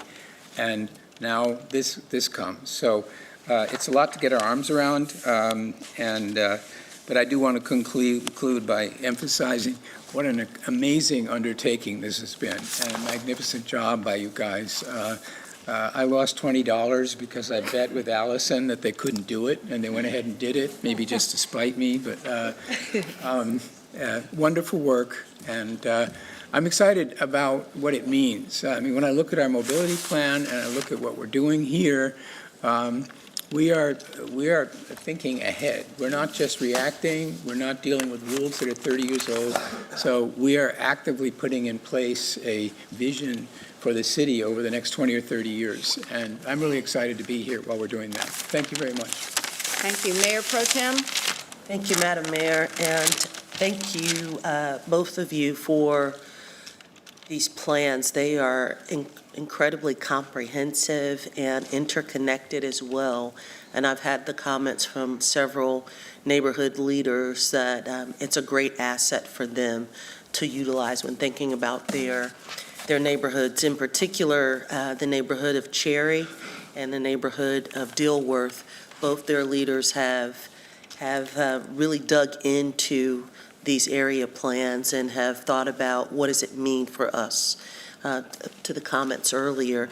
And also just thinking about the previous area plans for certain areas. I use the example of Cherry. So there was a Cherry small area plan back in the 90s, and then there was the Midtown Moorhead Cherry plan, and they want to, as an example, just ensure that the characteristics of that neighborhood is protected in this new plan. And so I'm working with them, meeting with them, and we'll continue to engage. But I just wanted to first give you all kudos on these plans. They're great assets for us to have. You brought up the area of Park Road and Ideal Way on slide 14, and that's a really great example of something that sits outside of a strategic area investment. It's in District 1, but it is an area that needs improved mobility, access to sidewalks, crossing intersections. You have Ideal Way and Park Road, which are two very busy roads, and yet you have a grocery store that sits there, several restaurants, and so there's a lot of foot traffic there, and at times some accidents, and so that's one area I look forward to seeing how we can focus on. The last comment I wanted to say was on your next steps, and I know I've already invited all three of you, both you and Ms. Holmes, to our third annual Eastside Intergovernmental Summit, which is on May 17th. And that's going to be an opportunity to literally hear from hundreds of Eastside residents. And we've already socialized the fact that you all will be there, that the plans will be there, and it's a great touch point for you to gather the information. So just add that to your next steps, because you will get input on May 17th from the third annual Eastside Intergovernmental Summit. Thank you, all three of you. Thank you, Madam Mayor. Ms. Mayfield? Thank you, Madam Mayor. Thank you for the presentation. Just for clarification, the community input period was September to November 2024? There were multiple phases. We started, it's hard to remember now. Well, that's what we have on the website. So as we direct people to the website, I want to ensure that what we're talking about now as we're moving forward, as was mentioned, if we want to at least have the opportunity for as much engagement as possible. So I know there's a lot more engagement that is happening for residents over on the north side of Mount Holly and Mountain Allen Lake area. They're getting much more engaged because there's been a number of rezonings on this two-lane road. So as we're talking about the area plans, looking at aligning our transportation, whether it's road widening, ensuring that we're not creating the problems through our approval of multiple multifamily specifically projects in areas that don't have the infrastructure. You have 2-lane roads, we potentially have to widen. That's a year plus with negotiating for land and other things. So as we work on these, I think it's also helpful, as my colleague mentioned, to create as many opportunities as possible for community to be engaged, because if they just go to the website and look, it would give the impression that there's not opportunities currently Right. to see what's happening, and it also will direct you to a Eventbrite link that has a QR code on it. That QR code is not an active QR code. When you click on it, you receive an error message saying employees only or just online. So to update that so that we don't have confusion. And for me, when I think about, we just had a conversation regarding a data center, the impact of data centers environmentally. And when we look at a comprehensive plan and we look at areas that we're identifying for residential, whether it's multifamily, single family, whatever, versus industrial space, clearly identifying for partners, because it really seems like we're going in the direction of, as long as you have it in writing, whatever is presented, if it falls in this category, the expectation is a yes. I would like to make sure that we have very clear language of communication with council, not just us signing off on it, but an idea of what is the plan of growth for our city. How are we really looking to grow neighborhoods and community, certain type of industrial businesses, warehouse spaces that are not in proximity of residential, and the potential environmental impacts of that. To me, that is all also a part of the comprehensive plan when we talk about Charlotte's future. And I think it would be helpful, whether it's this council or future councils, to clearly be able to track the timeline of what was anticipated 25, 30 years ago, where we are today, and what our goal is for the next 25, 30. Thank you. Thank you. All right, Mr. Graham. Thank you, Madam Mayor. I just wanted to take this opportunity again to thank the ladies for the work you've done over the last several months and years, going back to 2040 plan. I serve on the Transportation and Planning Committee with Ed, so I've seen this a number of times, and the one-on-one session that you guys had with me, I guess about 2 weeks ago, was really, really helpful, and I appreciate it. For those in District 2 who really want to kind of get a deep dive into this, we'll actually be having our town hall meeting tomorrow, where staff will be there talking about the review of the West Outer and the Middle Community Plans, key priorities, opportunities, and looking for resident feedback. That is the Mountain Island Lake area. We'll be at Christ United Methodist Church on Bellhaven Boulevard, and also CDOT will be there talking about road crossings and local infrastructure projects, as well as NCDOT giving up updates on Mount Holly, Huntersville Road, Bellhaven, and Ross's Ferry, Highway 16, Mount Holly Road, and Highway 27. And so all that kind of connects together. And so we look forward to a really good meeting tomorrow. So if residents want to learn more about the plan, specifically in that side of the community, we'll be there tomorrow night. Thank you. All right, is there anyone else that would like to comment? All right, Ms. Molina? Thank you, Madam Mayor. I'll be quick. First of all, thank you. We get to, I guess for those of us that get to hear it on a regular basis, I don't want to sound redundant, but I also, I'm Ed Driggs' backup singer. I'm singing in the background. That's what I tell people. I'm actually the vice chair of transportation, but Ed does a good job of really steering that ship in the right direction, being the senior statesman that he is. And so, team, thank you guys for all the work that you've done. I was on a call yesterday, and actually Councilwoman Johnson was on the call with the Black Political Caucus of Mecklenburg County. And Chair Nolly, she was asking about, we were talking about ways to kind of, get people in the loop, right? To make sure that the residents of, across our city are aware of the plans. The conversation started with transportation, of course, because there's now inquisition across the city with regard to transportation. People are really interested in learning more, but then that led to our community area plans, and, she was really looking for like that specific information on how we can spread that word. So we're still, if I'm not mistaken, in the survey period. We are still taking feedback. Yes. We would like the feedback, online feedback to close on May 9th, so there's still plenty of time. Okay, because we attempted, I was actually talking to Councilwoman Johnson during the meeting, and we attempted to, kind of drop something in the chat to encourage people to participate in, and there's always so much to cover in a town hall, so, the level of specificity in a town hall, so, the level of specificity where we can really, delve down, and offer this information is a can to get as, many of our residents engaged as possible, so that's all I have, but thank you.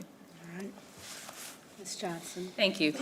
And I was just thinking that 14 town halls or community meetings might not be realistic by May 9th, so I was talking to the city manager, and webinars. If you did webinars for each area plan, like West, the West Middle and, Northeast Middle, and just go through those steps, and that could be a webinar and then on demand, so that residents could see, the plan that applies to their neighborhood in detail. I think we underestimate our residents, that they don't want to be engaged. I definitely will speak for District 4. I know they're engaged, and don't just listen to what a personality might tell them. So I want them to have that information, and so I think an on-demand webinar would be great for the residents, and I've spoken to the city manager, who's committed to that, right? Okay, we'll Thank you. certainly look All right. into it. And we do have the virtual hours every Tuesday and Thursday, and we're happy to meet with folks virtually, or if some folks have preferred to do it in person, and we're happy to do that as well. And We're we can talk responding to offline, but community. I mean a level of specificity for each area so that they understand how their area is changing. Because the city has a vision for an area that the residents are unaware and may be opposed to. And I can speak specifically to the whole Mallard Creek area, right? I never hear anyone that's happy about all of the growth in the apartments, but I know how dense that plan is. So for District 4, especially for me, I want to ensure that residents have the details. Thank you. Maybe in the committee. Any other comments, suggestions? If not, we'll go to the next item on our agenda, and that is, the first item is item 14, Regional Express Bus Service Agreement Renewal with the City of Gastonia. Is there a motion to adopt a resolution ratifying the interlocal agreement for the City of Gastonia for regional express bus service for an initial term of 1 year, and authorize the manager to renew the agreement for up to 4 one-year terms, and to amend the agreement consistent with the purpose for which the agreement was approved? Do I have a motion? Second. Okay, I think I heard Mr. Graham, and then I think I heard Mr. Driggs, okay? So we have a motion and a second. Any discussion? Hearing no discussion, all in favor, please raise your hand. Is anyone not favor? So we have a unanimous. So that's our first one. The next one is Affordable Housing Development Support Request. Approve up to $30,104,000 in Housing Trust Fund allocations for the following affordable housing developments contingent upon their receiving a low-income housing tax credit award from the North Carolina Housing Finance Agency where applicable. Baker Crossing, the Barton South, Haven Ridge at Sharon Amity, Union at Graham, Woodward Apartments, Abilene Newell Townhomes, Cara Pond Townhomes, Few Road Townhomes, Tom Hunter Homes, and Woodford Estates. That's the first one. Item A, approve, okay. I'll just go ahead and do them all the way through. Approve up to $800,000 in federal fund allocations for the Long Creek Commons, 9% low-income housing tax credit, multifamily affordable housing development in Huntersville. Approve up to $1,500,000. I can't even talk anymore. $1,500,000 in transit-oriented development, affordable housing development, bonus-free program, fee in lieu revenue to support the Urban Trends acquisition of approximately 4.5 acres in Council District 2 for the future development of affordable housing. So moved. Okay. You have two more. You got two more. We still have more. We still have more. I mean, yes, we can move it, but now 16 is an authorize the city manager and the staff. 15 there, we're going to I'm do sorry, where's 15? D and E. Okay, here we go. We got D and E. Okay, D is approve an annual reimbursement to the Housing Collaborative in an amount not to exceed the Woodford Estates Development City Hall tax bill for a naturally occurring affordable housing rental subsidy program over a 20-year period for 34 new long-term rental subsidies for households earning 30% and below the area median income, and authorize the manager or his designee to execute, amend, modify, renew contracts and other documents required for the transactions. So now we can get to 16, which is, no? You got to vote on motion. Oh, my gosh. We have a motion? Do we, and a second? We have a motion? So moved. Yeah, I thought we had both of you guys down there. Okay, so those are items that I've read through from 15 and more. Okay. All right, Ms. Molina? Thank you, Madam Mayor. Actually, we're still in the vote, and actually what I'm wanting to present to my colleagues tonight is me and the 4 at-large members. You had some residents in District 5 to contact you. I organized a meeting last week to make the community aware of the affordable property that is the one Haven Ridge at Sharon Amity. And basically what the community raised as concerns, so I wanted to be clear, the community raised some concerns after we held the meeting, and I think we can get to a good spot, but I need more time with them.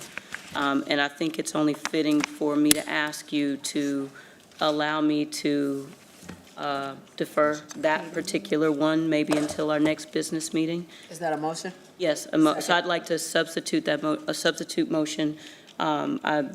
Everything's fine, but I would like to actually substitute and move Haven Ridge at Sharon Amity until our next business meeting, if you'll allow me some time to have some more time with the residents, because they raised some concerns that I'd like to make sure that we get addressed. And I have already told the community that this is, it's pretty much by right? And I've explained that this is not a zoning petition, that this is, one of our 4% non-competitive loans. I explained as much as I can, but it was such a parenthesis of time that I know that with a little bit more time, we could address those concerns, we could get some equilibrium, and get to a good spot. So it's definitely not a denial. I'm in communication with the development, and where is Rebecca? Is she still here? Rebecca? Right there. And Rebecca's been helping me with this. She's been absolutely fantastic. And I thought we could get there today. That's why I normally would do really good and send you emails and all of that. And I'm telling you, we worked until the last minute, but we just, it wasn't at that spot where we're good. So I just want to make sure that I just ask you guys to allow me to send that until. Let's do it. So for clarity, is the motion to approve item 15 except for the Haven Bridge Yes. component? Okay, Yes, I just sir. wanted to make sure. That is the motion, and I think it's a motion made by Ms. That was Molina the amendment with to the motion, and I second. second by Ms. Mayfield. Okay, so we have that. We'll take, I'm sorry, Conversation. Ms. Watlington and Ms. Ajmira. 2 questions. The first one is, as far as it relates to the motion language, I think you said defer to, so I want to make sure that the deferral was captured in there, and there was a time frame, because my follow-up question to that would just be, just wanting to understand what the impact might be, if any, to the project. And she would be great at explaining that, because I can't do it justice, the 4% and the 9% and the light, oh, she got that. I don't even want to try. Don't worry about that. Good evening, Rebecca Hefner, Housing and Neighborhood Services. Thank you, Councilmember Molina. We were working hard today on this one, and so the timing impact, if this is deferred and a vote occurs at your next business meeting, because this is a 4% application, not a 9% application, this will not have that significant impact to the development timeline. There is a rolling application period for 4% bond allocation and tax credit applications that runs actually from May 1st through October. So the developer, if this is deferred and then approved, the developer will have time to put forward their 4% application to the North Carolina Housing Finance Agency. Thank you. Those are my questions. All right. Still need Ms. to identify. So the motion is to approve item 15, except for the Haven Ridge item, which will be deferred until The next business meeting. What, Mr. Manager, help me out. You have a motion and you have a second on that Yes, ma'am. motion already. But Ms. Ajmer, yes. Yes, thank you, Madam Mayor. So I agree with Councilmember Molina, because there were 5 issues that we heard from the community, and they were very specific. So one was the restriction on specifying 55 plus, and Rebecca, great job. You respond to emails like in no time with so much details. I certainly appreciate it. The community member reached out and you laid out pretty much all the concerns that they had and how to address it. So I think some of those requirements would address Coventry Woods neighborhood's concern.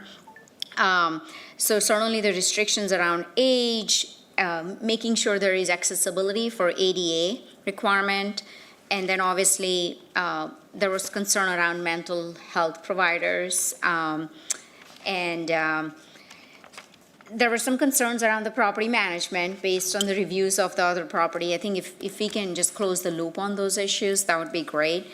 But I certainly appreciate the work that you did. I mean, we got this email on certainly Monday, and you responded literally within 3 hours, addressing every single bullet point. I very much appreciate that. It's called having a great team, so all kudos over there. And Madam Mayor, just for clarity, I want to make sure that I'm clear. She's been on the phone with me all weekend about this. I've been in communication with John Autry, and like I said, we set up a meeting at the Charlotte Museum of History. And I knew the concerns were coming. It just was really about getting, all the feedback that we could from the community. So they did put that in writing, and they copied the at-large council members. And they wanted to make sure that they guaranteed stronger accessibility and some aesthetics. And so I think we can get there. I really do. So we have a motion on the floor, and it's been seconded, and all in favor of the motion? We're not. I have a question, or, no, we have a motion that we're doing with Ms. Molina. Is it a question about her motion? Oh, I'm sorry. I mean, it's a question about the item. Oh, I'm sorry. I Yeah, didn't that's okay. understand. You said you had a motion. You went to the next one. That's okay. So, all right. Okay. I was just going to ask, and since you're up there, it's good. What is the area median income? The area median income for 2025 for a family of 4 is $112,000. Okay, and then if I could get a copy of that chart that we're using, and then just to clarify, the next business meeting, is that a month from today, or what's the date for the next vote? Our next meeting, Madam Clerk, is when? May 12. May 12th. May 12th. Okay, all right, that's all I had. Thank you. All right. So we have a motion on the floor. All in favor of the motion, please raise your hand. Anyone opposed? Okay, so the motion passes. So now the next item that we have to do is authorize the manager. Is there a motion to authorize the city manager and the staff to work with recommended affordable housing developers to finalize preliminary affordable housing proposals and negotiate conveyance of the following vacant city-owned properties for the development of affordable housing? 3924 and 3932 Freedom Drive conveyance to True Homes and Prosperity Alliance, and 7825 Tyler Street conveyance to Community Development Corporation. So do we have a motion? Slow moved. Second. I have a motion and a second. Any discussion? Ms. Mayfield? Thank you. So when we're looking at these two, we're looking at a for rent product of townhomes as well as a potential for sale product. I think it's a little misleading because both products are in essence in partnership with True Homes, because even with the second property, it's still with True Homes. I would like for us to have some very clear language in there. I have said on more than one occasion, as the only sitting member who actually has a new product by this particular developer and is in a community where next door there are multiple concerns and complaints regarding the quality of the development as well as the quality of the product, including if you say new, you have this expectation that there are certain out-of-pocket expenses that you would not have within a certain number of years. In less than a 4 or 5 year period, I have had a neighbor that have had to replace the roof on their brand-new home. There have been multiple electrical, HVAC-related challenges that residents have had. So if we're going to be using tax dollars to bring a product into our community, I want to make sure that above minimum standards, the highest standards, so that also we do not run into the challenge that one of our development partners has run into with a different developer, where they're now looking at a $59 million shortfall because, honestly, of shoddy construction that was not caught. So if this council is going to move forward with this developer, I want to ensure that the product that our community is getting is going to be a product that is not only going to gain equity for them, but also create a better quality of life so that they do not run into the challenges that I see a lot of my neighbors going through on a daily basis. Madam Mayor. All right, Ms. Yes. Johnson, okay. Thank you, Councilwoman Mayfield. I would support doing that. I was at a meeting today with apartment managers in District 4 and CMPD and CFD and the fire department and code enforcement and solid waste was there. It was a great meeting. But one of the things the apartment managers talked about was the quality of construction. And the quality of constructions or lack of quality leads to code enforcement violations. So I would say we as a city, especially with taxpayer, well, they're all, they're taxpayer dollars, but the subsidies, but just as a standard, we really have to do something. And we can talk about this later, but lighting and cameras for apartment complexes, there's things that we can do in our standards that would improve the quality of life. So I totally support whatever we would need to do. I'm excited about the True Home and Prosperity partnership. It's a good project for affordable housing or attainable housing, but we still have to ensure quality. So whatever we have to do, Mr. Manager, during the permitting process or something, or maybe a revision to the ordinance, but we should be able to have certain requirements and standards, especially with this explosive growth in this city. We need to ensure quality, because in 10 years, we have to imagine what all of these units are going to look like. So it's our responsibility to do that. So I agree and support what Councilmember Mayfield is saying. Thank you. Okay, thank you. Mr. Driggs? So I don't have any personal knowledge about the quality or the maintenance or anything like that. I would invite True Homes to write to us perhaps if they would like to tell their side of the story. I think it's a little unfair that they can't respond. And I will note that they do commit resources to construction which they make available at their cost. So they actually make an investment of equity in terms of managing certain projects on which they have no markup at all. And that's their kind of community engagement on affordable housing. It's unusual. So I'd like to just acknowledge that and then to hear, as I say, their side of the story, because this picture that we're painting right now is not very flattering and it may not be fair. Well, I'm not talking about Usually True Homes specifically. I'm talking about development standards overall. I think we should. I'm just saying, they're not here, okay? If we're going to talk like this about somebody, they should be able to defend themselves. So I hope they will, and I just want to acknowledge the fact that they do have a sense of mission about trying to create affordable housing. Thank you. Well, we don't have a motion yet, so do we have a motion to address the question of the Freedom Drive and Tyner Streets conveyance? We have a motion. Do we have a motion? Who made the motion? Okay, Ms. Watlington, thank you. All right, so we have a motion, and I couldn't, what is the motion?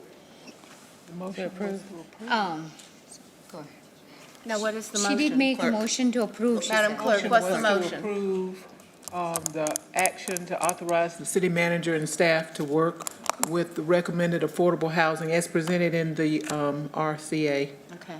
That was the motion, and it was made by Alright. Councilmember Watlington and seconded by Mr. Driggs. Okay, so we have a motion and second. All in favor of the motion, please raise your hand. Anyone opposed? Ms. Mayfield is opposed. Thank you very much. So with that, Mr. Fox, if you would please read the motion to go into closed session. Yes, Madam Mayor. If I could have a motion to go into closed session pursuant to North Carolina General Statute 143-318-11A3 to consult with the city attorney to preserve the attorney-client privilege, and pursuant to North Carolina General Statute 143-318.11A6 to consider the qualifications, competence, performance, character, fitness, conditions of employment, or conditions of initial employment of an individual public officer or employee or prospective public officer or employee, or to hear or investigate a complaint, charge, or grievance by or against an individual public officer or employee. All right, we have a motion. Could I have, Madam Mayor. couldn't I have a motion? So moved. All right, we have a second? Okay, all in favor, please say aye, raise your hand. Okay. Okay, we're going into closed session, and we'll go into the room right behind. She has something. I'm sorry. Yeah, I thought we were going to allow the attorney to address or respond to the union or the case. I mentioned that earlier. Is that okay if he does that? Well, it's not on the agenda, so it would take a unanimous vote for us to do that. I mean, I think the fact that we're getting dozens and dozens of calls, if there's something that, and the union came out, if there's something that the attorney has to say, or respond to all the folks that came out today, I think that would be okay. I mean, I would make a motion to add it to the agenda. If you have a motion, you're making a motion to add the Response response to the public hearing, to the agenda. for the public hearing. I'm sorry. I'd like for the attorney to address the speakers and address the case with his opinion, legal opinion, today, and put that on today's agenda. Point of order. You have another motion already on the floor. Okay. Yeah. True. Go ahead. I did have a question. If it was brought up in the public forum, isn't it already on the agenda? No. No, No. no, I don't think so. You can speak about Miss, anything. but we'll ask It's a ask the public attorney about that. That doesn't make it an agenda item for our consideration. We sit and we listen. It wasn't on the printed That's agenda, actually not. the printed agenda item for this meeting, so. But normally, when people come and speak to us, they would expect a response. I mean, it's just our practice that we don't say anything. Right. So that's why she's saying it's on In the agenda. past, we have responded to public without having a motion, so I don't think we need a motion, because there are times where the manager or the mayor have responded when there was for an example, we had questions come up or about animal care and control, where we responded, here is what we are doing, here is we are adding capacity. So I don't even think we need a motion. It's up to the manager or the attorney to just go ahead and provide an update. I just want to make sure we're using in the appropriate manner, There's no action item on the council's agenda to do this, but as your city attorney, I can just share with you where we stand at this point, and I'll do that. I have I've met with the union. I've communicated with their chief legal counsel. They provided a 30-some page memorandum. We provided a response to their memorandum. Today, I received a letter from them responding to our response. Our opinion on this issue regarding case and the ability to adopt an ordinance to mandate a livable wage be assigned to anyone contracting or being permitted to operate at our facilities is that is preempted by state law and is not allowed. There are two specific provisions that address it. Is the Wage and Hour Act that prohibits that prohibits a city from interfering with the compensation of any employees other than its own. And then there's a 16821 provision of the statute that addresses contractors that also prohibits cities from attempting to regulate and impose upon contractors a certain livable wage or wage concessions, and it also refers back to the Wage and Hour Act. In terms of the authority of the city, our authority is only what is given to us by the General Assembly. The General Assembly has not seen fit to confer upon us authority to regulate the wages of employees who are not our own. And it's specifically under the Wage and Hour Act, it allows for, it prohibits and preempts the interference with wages and compensation of individuals and companies, except, and there's an exception that says, except that a city may regulate the rate wages of its employees.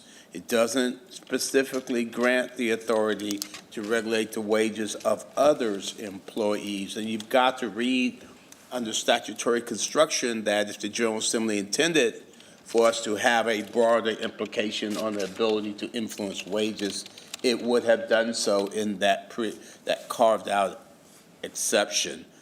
This is an effort simply because individuals are performing working and offering services at our airport to require us as the owner of the airport to impose upon the employers or of those individuals certain wage concessions. So it's what's for us to insert ourselves in the relationship between the employee and its employer. And that is what the existing case law prohibits. All right, I see a lot of hands up. So why don't we go And I ahead? have provided that opinion to the Okay. union as Are well. we debating this? 'Cause that was the No, answer to I the think it was question. just a matter of a question, and, the attorney has said this is what he would purport that's it. to us, and I think, I don't know if there are questions for it. There are questions for it, so is that something that we can do tonight? Yes. Okay. We really can do whatever All we right, want. Exactly. okay. It is a Not really. point of order.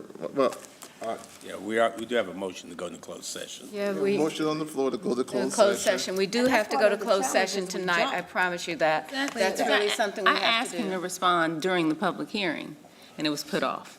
So I think it's okay. I mean, when people come out, we serve the people. So when they come out, I think it's inappropriate that we don't respond to them anyway, but you all know how I feel about that. So I think this is appropriate that we have a discussion about, when we had over, I don't know, the number, lots of people that were here. I'm not sure it's a discussion as much as I thought, is there a question for the attorney? Okay, they did. And so, but this, we don't have it on the agenda, so I don't think a discussion is appropriate. And we also have a motion on the floor right now. So, And I'm available to talk to the representatives at any time. They have my number, they have my contact Okay. information, as well as I'm available to talk to you offline. Oh, I'm sorry, I'm going to push back on that. If the public forum is on the agenda, the topics that come up in public forum are on the agenda. I don't see anywhere in our rules of procedure that say it's not, nor do I see anything that says that an action item has to be listed in terms of a vote to discuss something.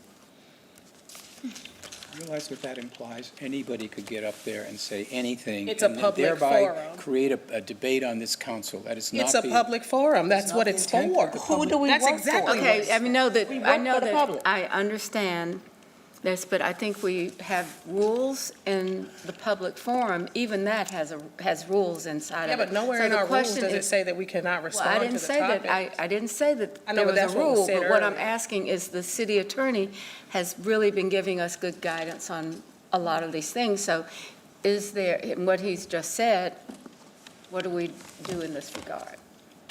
I think the question to me was give an oversight of where it stands. I think I've done that now.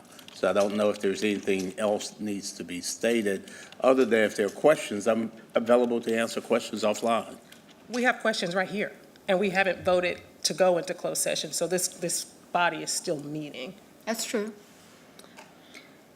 So if there's a question and there's no answer to the question, is that what we're doing in that regard? Is it just repetitive? Well, let's ask our questions, and Okay, then we'll know well- whether it needs follow-up. Let's go ahead. That's how I and- feel, but Mr. again, Fox, What's the question? what is the question? We haven't had a chance to ask them yet. I mean, we raised our hands and was waiting, and then another conversation started. So, Mayor, I don't know if you had a chance to capture those of us that raised our hands. I haven't seen a list of questions at all. Not questions, those of us that raised our hands. Oh, I did see That the had people that raised, questions. yeah, I did see that, so, Dimple? Yes, thank you, Madam Mayor. So, And we still have a closed session, and it Yes. has to be So- done tonight. I know, Okay. Mr. Fox, you had sent us a memo, and then we got a response back from the union's attorney who sent us a memo.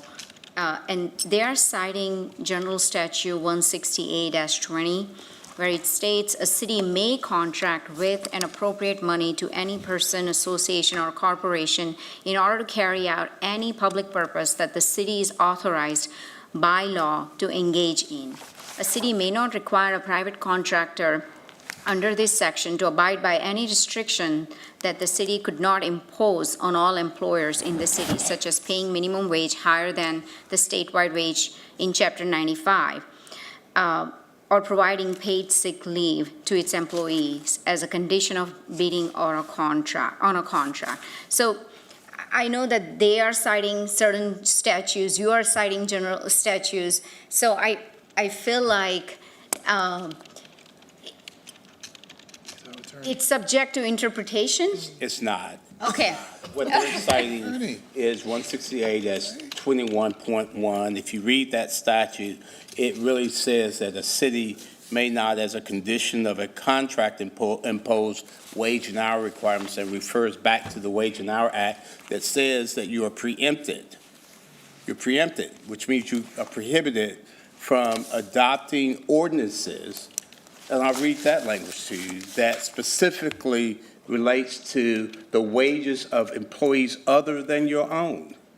The I implore you to read the statute in 95.25.1, and first of all, the premise of the statute is to maintain a competitive position in North Carolina for business and industry. That's why it's adopted. It's adopted to maintain that integrity and that relationship. And then it goes on to specifically provide that the provisions of this statute supersede and preempt any ordinance, regulation, resolution. That's what you guys do. You adopt those kind of things. Or policy adopted or imposed by a unit of local government, which you are, or other political subdivision of the state that regulates and imposes any requirement on an employer pertaining to compensation of employees, such as wage levels of employees, hours of labor, payment of earned wages, benefits, leave, or well-being of minors in the workplace. That's pretty broad to me and pretty much says it all. I'm not arguing, I'm not an attorney, but I just think that, we are getting a memo from the attorney. It's not an argument, but I think that we're trying to, okay, let's see. Ms. Watlington? Yeah, thank you, Mr. Fox. I just had two questions, and I wrote them on the paper earlier after I read the letter. And mine are, it seems clear to me what you're saying in regards to the general statutes and what you just read. The two pieces that seem new, if you will, from the letter that we got today was this idea that the case ordinance is not,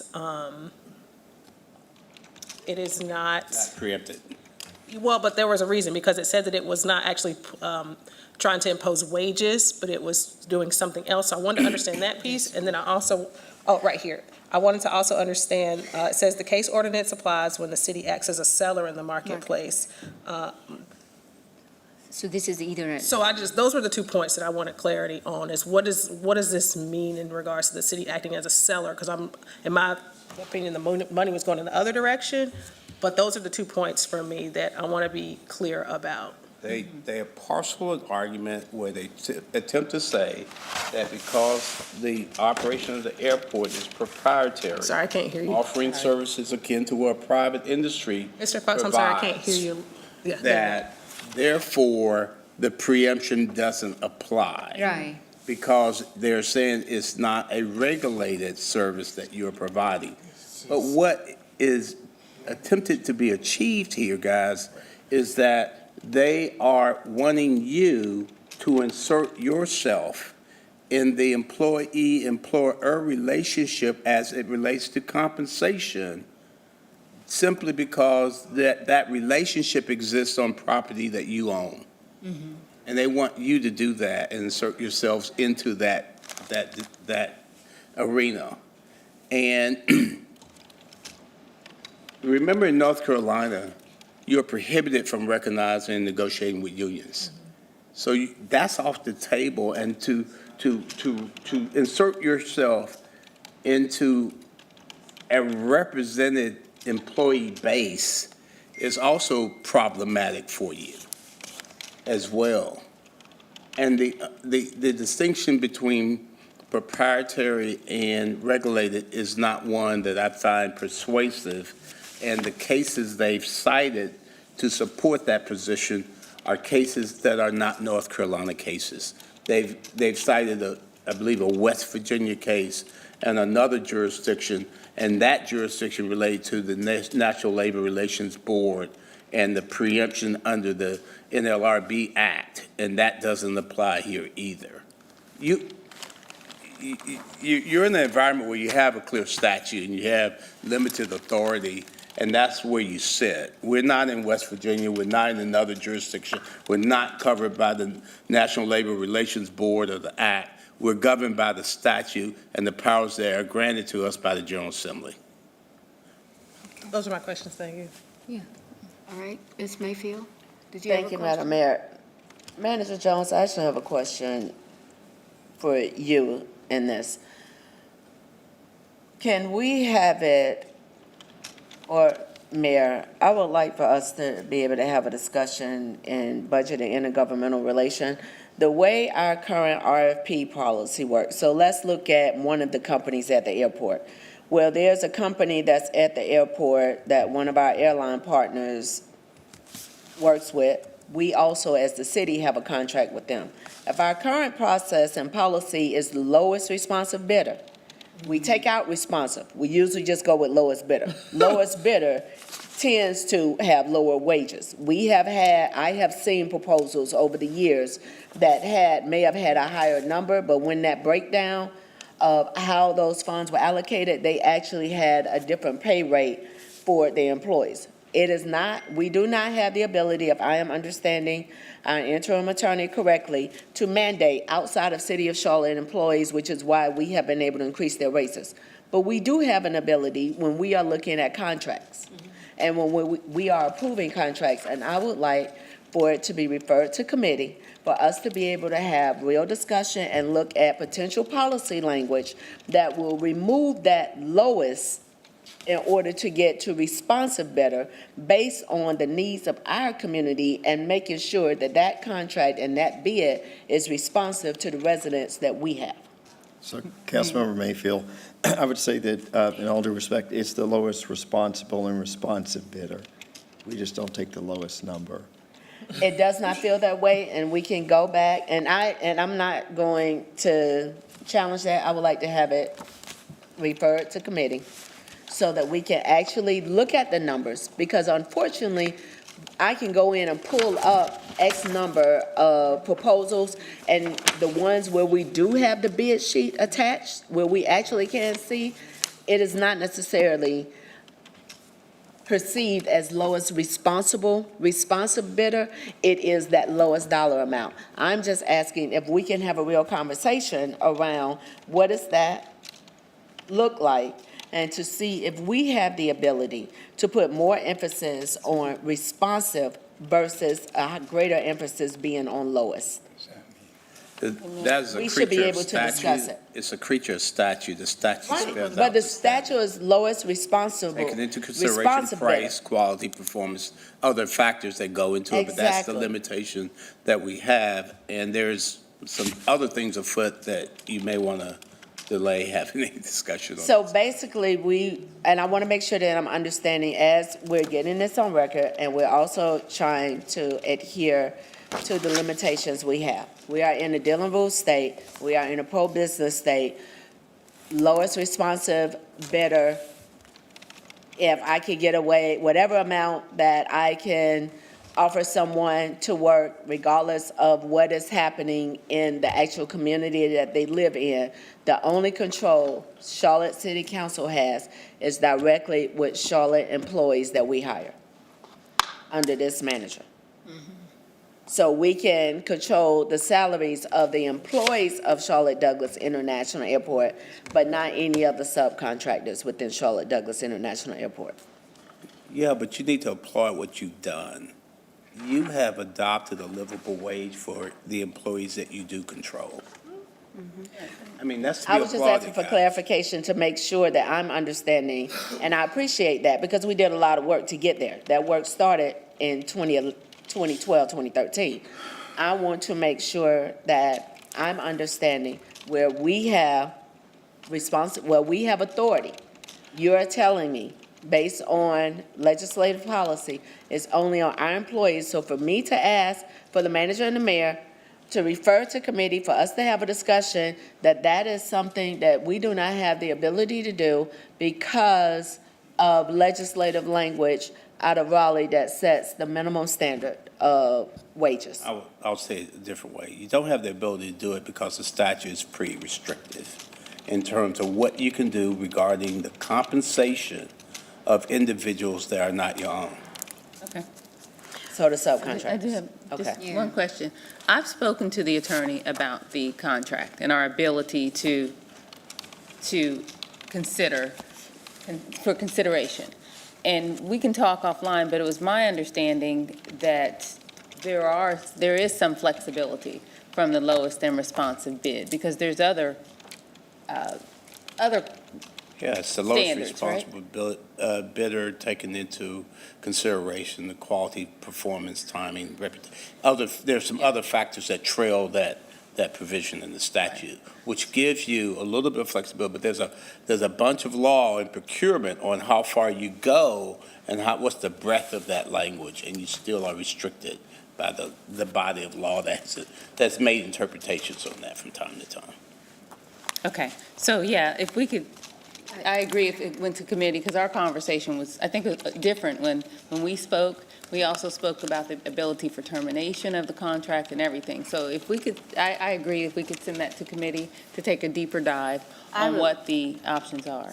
I thank y'all for the conversation tonight. What I would like to do is have the attorney actually give us something in writing, and then if it's something that could move forward to committee, then we'll do that. If it's something that we're still hearing these concerns, then we'll have that same conversation. But I think sending it to committee is not helping us until we actually know what question we're asking. Okay.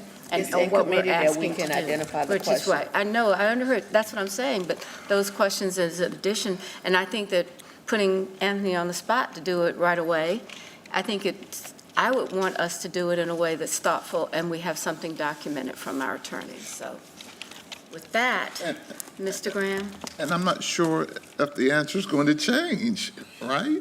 I'm just not sure. I'm sure that we have an affordability problem in Charlotte. I'm sure about that.